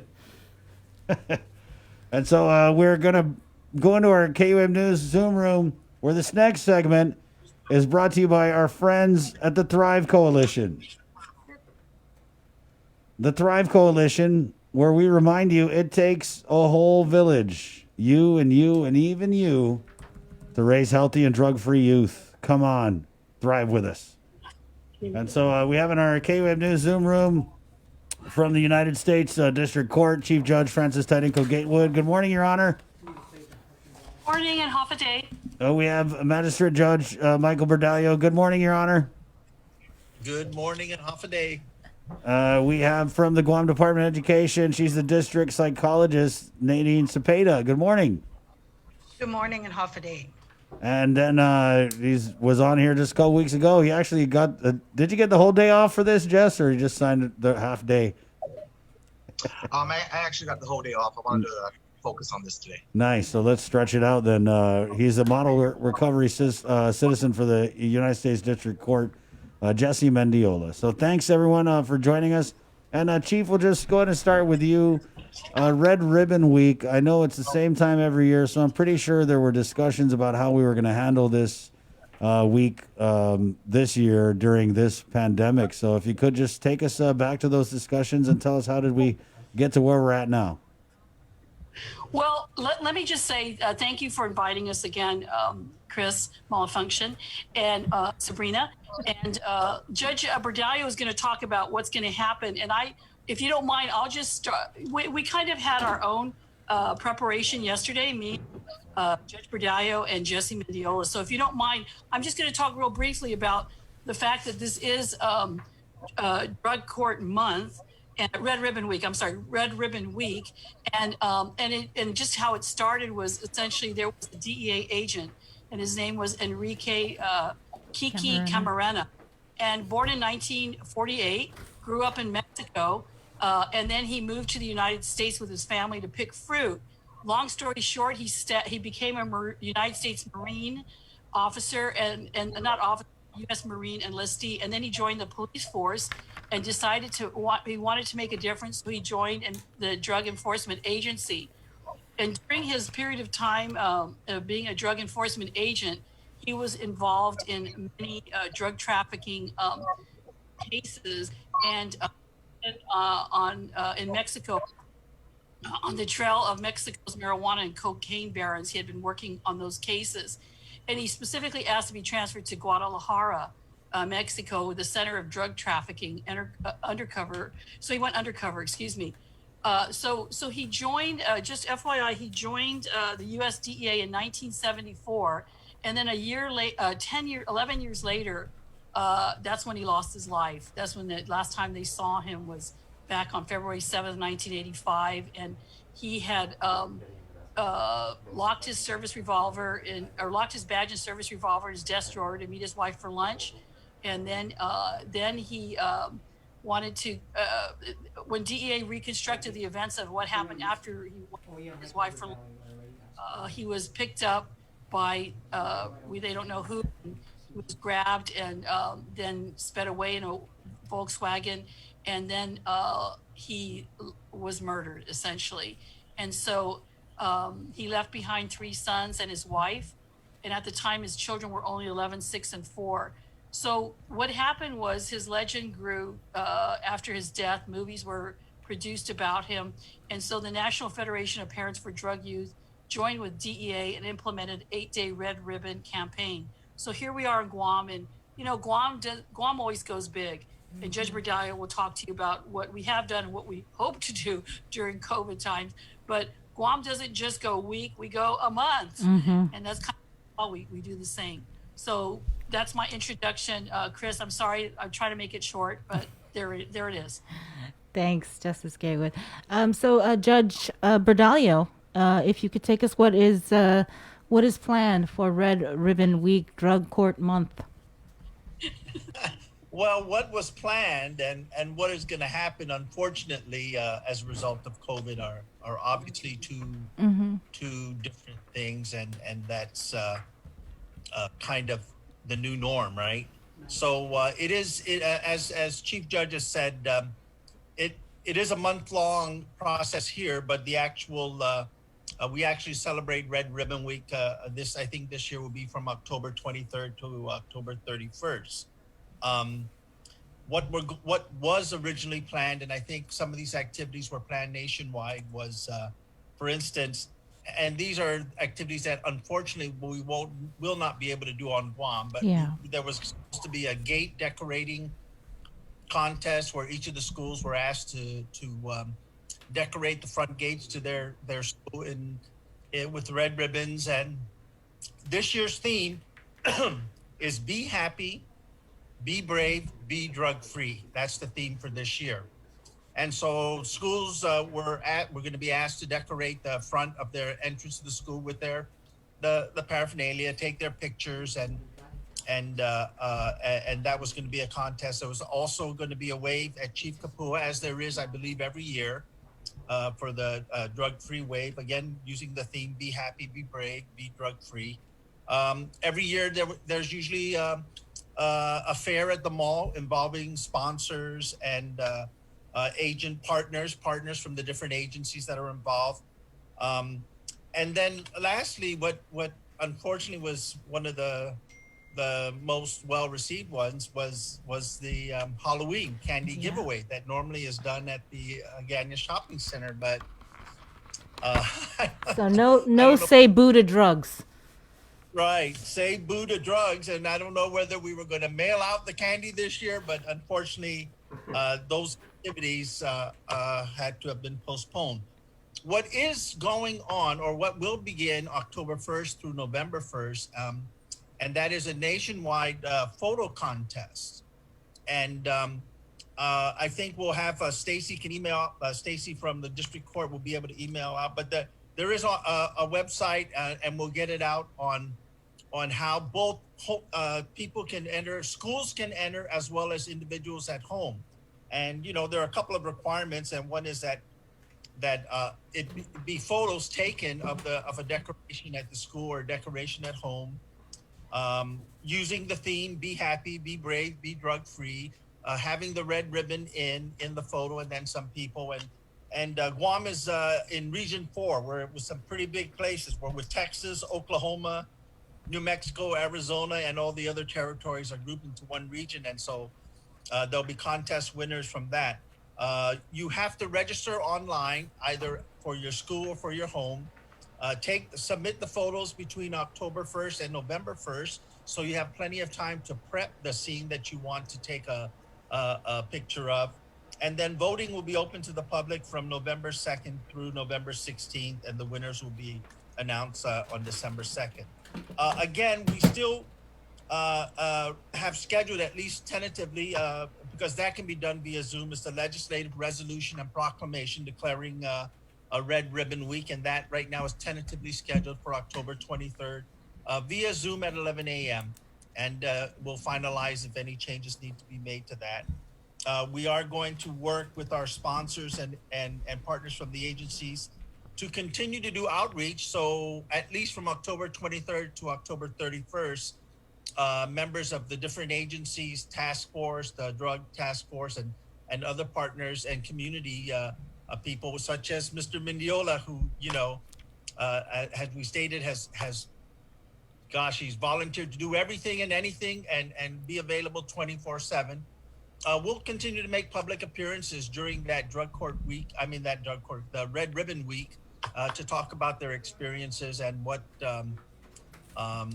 is available in terms of resources, so that we can continue the battle to make our community a drug-free place.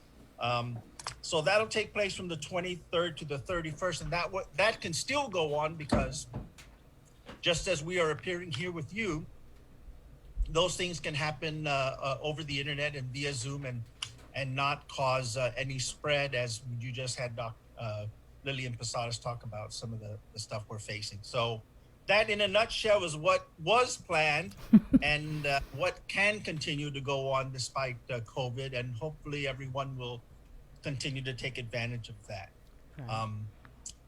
Well, and COVID's so not going to stop us from commemorating Red Ribbon Week. And one thing I just wanted to point out was the be happy, be brave, be drug free. The theme, I was just reading up that this is actually a theme that was, I guess, selected from students.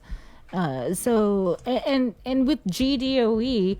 If you could, Nadine, if you could tell us the extent of the Guam Department of Education and your involvement with the Red Ribbon Week campaign. Sure. Thank you, Sabrina. Actually, we know nationally that substance abuse have increased because of the COVID-19, and so we're aware of that. We know that. We see that in our kids. It's a constant fight in our community. We need to keep this awareness. And so with Red Ribbon, that just, again, timely for this month to recognize that we're saying no drugs. And part of that is the educational outreach. Oftentimes, the great people that are part of this task force goes out to our schools, DOE and private, and we go out and do presentations, and the kids love it, even our high school students. Now we kind of have to change that up because of the COVID, but that isn't going to stop us on what we need to do in outreach. A link has been out where teachers can reach out and have an option to kind of include that in some of their teaching lessons through Google Teach, to include about some of the effects and the impact and side effects of substances. We know that that occurs.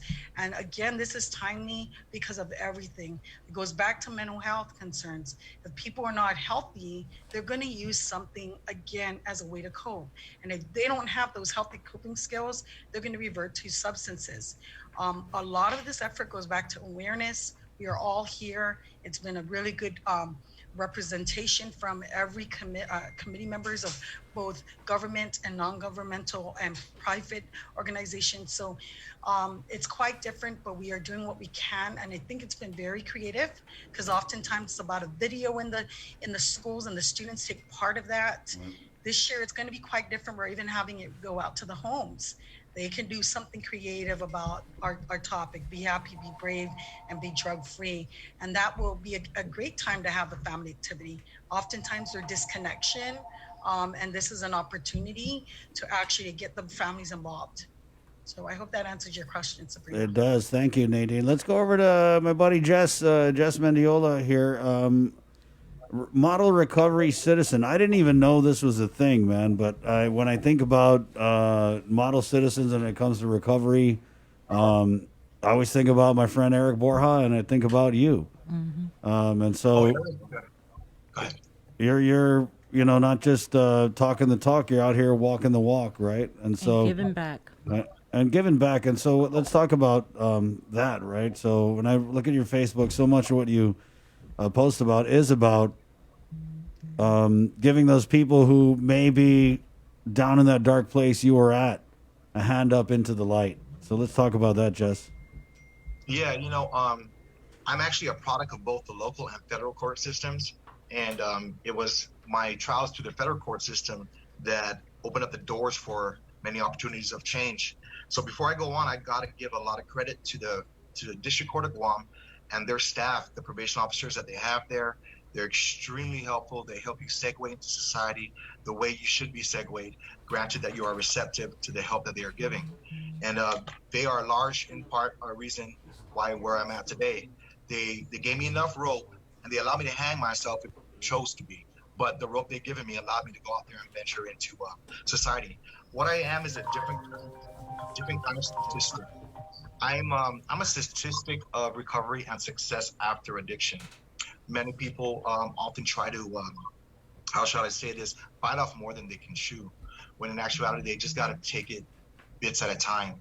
There's, I'm on the verge of closing my first home within 2 weeks. I'm working in the private sector, been doing so for 3 years, steady employment. So there is definitely life after addiction, life after incarceration. There is rehabilitation. Programs need to be instilled within the local prison. Maybe perhaps we can model after the federal BOP system, and that could help out the inmates segueing out into society. And with that being said, I also believe that there are two two fronts that we have to battle here. We have to help those that are currently battling their addiction, seek recovery. Then we have to take a preemptive approach to educate the youth so they do not take that road down towards addiction. Those are two crucial points that require two different types of approaches, because the youth are very malleable. We can tweak them and we can mold them into how they should be or how we think they should be. Whereas the adults are already involved in their habits over years of time, that's going to take another different approach. So I want to be able to help those on both fronts. I would offer my time to GDOE to go over there and do, speaking to the students, because I believe if we can take a preemptive approach and cut it off, the game stays the same, but the players eventually change. What I want to do is I want to stop the players altogether. I do not want any more of our youth venturing off into this area of darkness. That is my key focus right there. I will continue to help my recovering addicts out there who are still losing that battle, find the wind in their life. But the youth is where I would really want to focus on, because the minute we can cut off the head of the snake, and they can no longer eat on the youth, prey on the youth. So our youth is the key to, how shall I say this, winning the drugs on war. Could the war ever be won? In reality, it's a monumental task. It's a monumental task, because where there's drugs, there's money. Right. But if we can give our youth a chance at life, if we can give them, direction and guidance, then more and more the message will spread like wildfire. Right. And that's where I stand. It's be happy, be brave, and be drug free is very.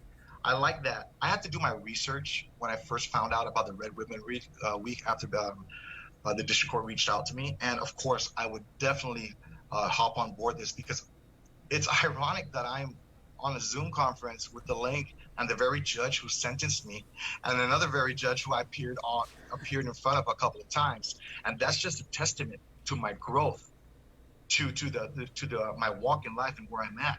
Success comes in all many forms. It's all about perception. If you want recovery, you will not give yourself any excuses. You will take the recovery, because there are people out there that will help you gain that recovery. Which judge? Judge Gatewood sentenced me to 36 years, and Judge Berdalio sanctioned me to 20 days for a violation. Small island. Yeah. Yeah, but when you see how far he's come. Yeah, of course. Totally, yes. Yeah. Jess, let's say you talk about reaching the youth, right, Jess? So let's take it back to Jesse Mendiola, middle school student, elementary school student. What could someone have said to you at that point that could have changed your path? See, the youth are very, very impressionable. Their minds are full of imagination. If somebody had if somebody had added to my imagination and awed me, I would then be gravitated towards that image that they're presenting in front of me. Words can be easily spoken, but actions are what actually reflect on others. So if I were to be out there in the schools showing speaking only words, but having that passion, that drive, the kids are going to feed off of that. They're going to feel that. They're going to be inspired by that. They're going to be motivated by that. And they're going to want that. They're going to want success in their life. All I got to do is not necessarily talk about drugs, but talk about the possibilities that they could have in life. Drugs, of course, is going to be a topic, but I want to expand their mind. I want to tap into that untapped area in their mind where they can just explode with imagination and just seek out all the possibilities out there. Because if somebody had told me back then that just say no to drugs, yada, yada, yada. Okay, just say no to drugs. Why? Why am I going to say no? Oh, because it has this, it has that. You got to have inflection in your tone. You got to have that passion so the kids can feel your energy, and they're going to run with it. Yes, environmental, cultural differences play a big part in it, because a lot of our youth out there are unknowingly behind the scenes stuck in a drug-riddled home, and that breaks my heart, because I have family members who are nieces and nephews who are stuck in drug-riddled homes, and I would try and reach out and help. However, I got to maintain my sobriety, because the more I'm around a barbershop, the more I'll get a haircut. So the more I'm around my family members who are actively using, the more I increase my chances of a relapse. And that is not something I want to do. I continuously pray for them and hope for the best for them. But when the kids, they call me up whenever they need advice. My number is out there for my nieces and nephews to call me up whenever they need advice. By the grace of God, they do not use. They've taken their parents' actions and actually turned that into a positive and have sought better for them in their life. Still there? Yeah, that was pretty powerful. Just letting that sink in there. Okay, am I alone? Well, let's take it to the judges. When we get a guy like Jess on here who you've sentenced right to time, but you see that he came out on the other side and he's standing here today, given the message he's given, does it kind of show you that there's hope in the system? Well, so yes, thank you for that question. Judge Bordallo and I both have had the opportunity to sentence this defendant. And Jesse, you said I sentenced you to 36 years. Did you feel it was 36 years? No, 36 months. Okay, that's what I thought. Although I have sentenced somebody to 36 years. Let me just say, yes, there's hope. When somebody like Jesse comes out of the system, and Judge Bordallo and I were talking yesterday, he asked Jesse, speak to the audience. Tell them you can do it. You can make it. And I think that was and you've done that today, Jesse. And one of the really good question that was just asked is, what about when you were a young kid? I mean, what could have made a difference? I will tell you, and Judge Bordallo will probably tell you something the same or maybe different, I'm not sure, but every single pre-sentence report I have read, and I've been a judge 26 years, every single one, my defendants, and it doesn't have to be a drug defendant, but all my drug defendants have started out with drugs, with alcohol and marijuana at teenage years and younger now. Every one of them. And Nadine, I'm sure Nadine has been very instrumental in being in my drug court. Her husband, Dr. Santos, Valerie Regis now, and Danny Duenas. Those guys are great treatment providers. But I will tell you that it does make a difference to talk to the children. And what was very compelling to me, and especially for any of us who have children, they tell us that the children's brains are still being developed even up to 26 years old. So when you put drugs in the brain, that's affecting so many things. So that's all I have to say. And Judge Bordallo, maybe you can add to that, or Your Honor. Well, Chris, and Sabrina, what I wanted to say about Jesse, and again, is we talked about this yesterday, is he's the perfect example of really what is in essence a full recovery. And it's not a recovery only from, I think we're 5 years now, he's celebrating sobriety. But as he told you at the beginning, he's getting a house. He's going to buy a house in 2 weeks, closing on. He told us he's really had a stable employment, and he's been fully employed for the last 3.5 years. And it's not, it's not employment that he got about in terms of his involvement in rehabilitation, although again, many people who go through successful rehabilitation end up working in the industry, either as counselors but he's working for, I think, a Jesse, Yes. where are you working? I work for a construction company, mechanical. Construction company, and doing a project estimate. He's fully employed in the private industry. So that's what I mean when I say a full recovery. Right. Going back to, it's a two-headed monster, because, Yes. the problem is you can tell these young kids, stay away from drugs. But at 3 p.m. when they go home and there's two addicts who are living in the house raising them, I'm sorry, your 5 minutes of stay away from drugs is not going to be effective. Yes. So recovering and getting resources out, treat the people and treat the community. 99% of cases that come before me in my job as a magistrate judge is all drug users. That's what I'm dealing with now. I'm dealing with post-conviction supervision of all these defendants, and they just come time after time. And these are the parents. So in order to break the chain, at the same time that we're trying to encourage the kids to stay completely away, because of the science, it's really twofold. One is the simple science behind it. that Judge Gatewood and everybody's alluded to, that a brain until 24, 25 is developing. So introducing any harmful substance is going to affect that development.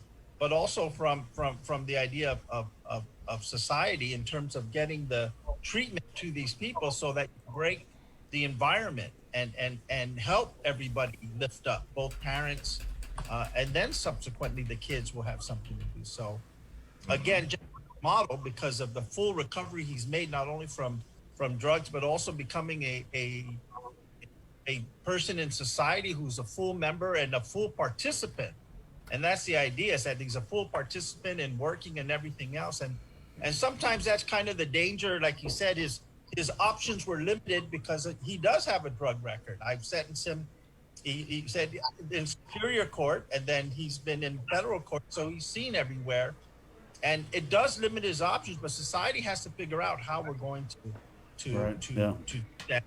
We do have partners in the private sector that are of great assistance in giving those that continue to maintain themselves drug-free opportunities to become full members of society. And so that goes hand in hand with everything. But for this particular event and this particular week, we are focusing on the children.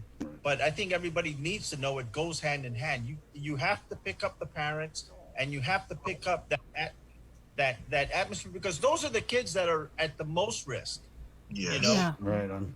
Your son who comes home to you, or your kids that come home to you, to a parent who's fully employed and fully engaged in their school, it's at a much less risk of becoming a drug addict than those who come from a household where mom, dad, uncle, aunt, where 5 adults living in the one apartment. Thank you, Your Honor. Thank you. Guys, we're way over our time. We could go on all day, but we can't. So I definitely want to appreciate and thank you guys for coming on. Nadine, thank you so much. Thank you. Thank you. Jess, appreciate it, brother. Always good to hear from you. Thank you. Thank you. And one quick thing, if Nadine or anybody from DDOE ever wants to reach out to me, feel free. Got it. And I'm sorry, Nadine spoke to it, but we do have a resource for teachers. So there is a Red Ribbon website for education that the teachers can use. Thank you. Thank you, Judge Medallo. Chief, thank you. Thank you, guys. Esther, okay. Good luck. Take care. Wash your hands. Esther, okay. 10:07. Good job today, Sabrina. Good job, Christopher. Good job, Joe, sir. Jason Solis, good job. Master Control, Kengineer. Also, we got your 6 with our KUAM News primetime show at 06. That's why we got your 6. You're so smart. All righty. Hey, thank you to the Thrive Coalition for presenting that special broadcast on Red Ribbon Week, reminding you it takes a village to raise healthy and drug-free youth. Thrive with us. So, yes, good show, and get more in the news tonight. It's 10:08. My name is Chris. My name is Sabrina. Thank you. Guys, be safe. God bless you. To all of our listeners, viewers out there on KUAM News' Facebook page and The Breeze, we're KUAM FM 93.9 in Hagåtña. My name's Chris. Hasta adios! CBS Primetime Tonight kicks off at 8 with The Neighborhood. Young Shadow. Thrive, a coalition for a drug-free Dedido, is an active partnership of community members and leaders committed to a vibrant, resilient, and empowered Dedido. It takes a village to raise healthy and drug-free youth. Thrive with us. Find us online or email thrive@westcare.com.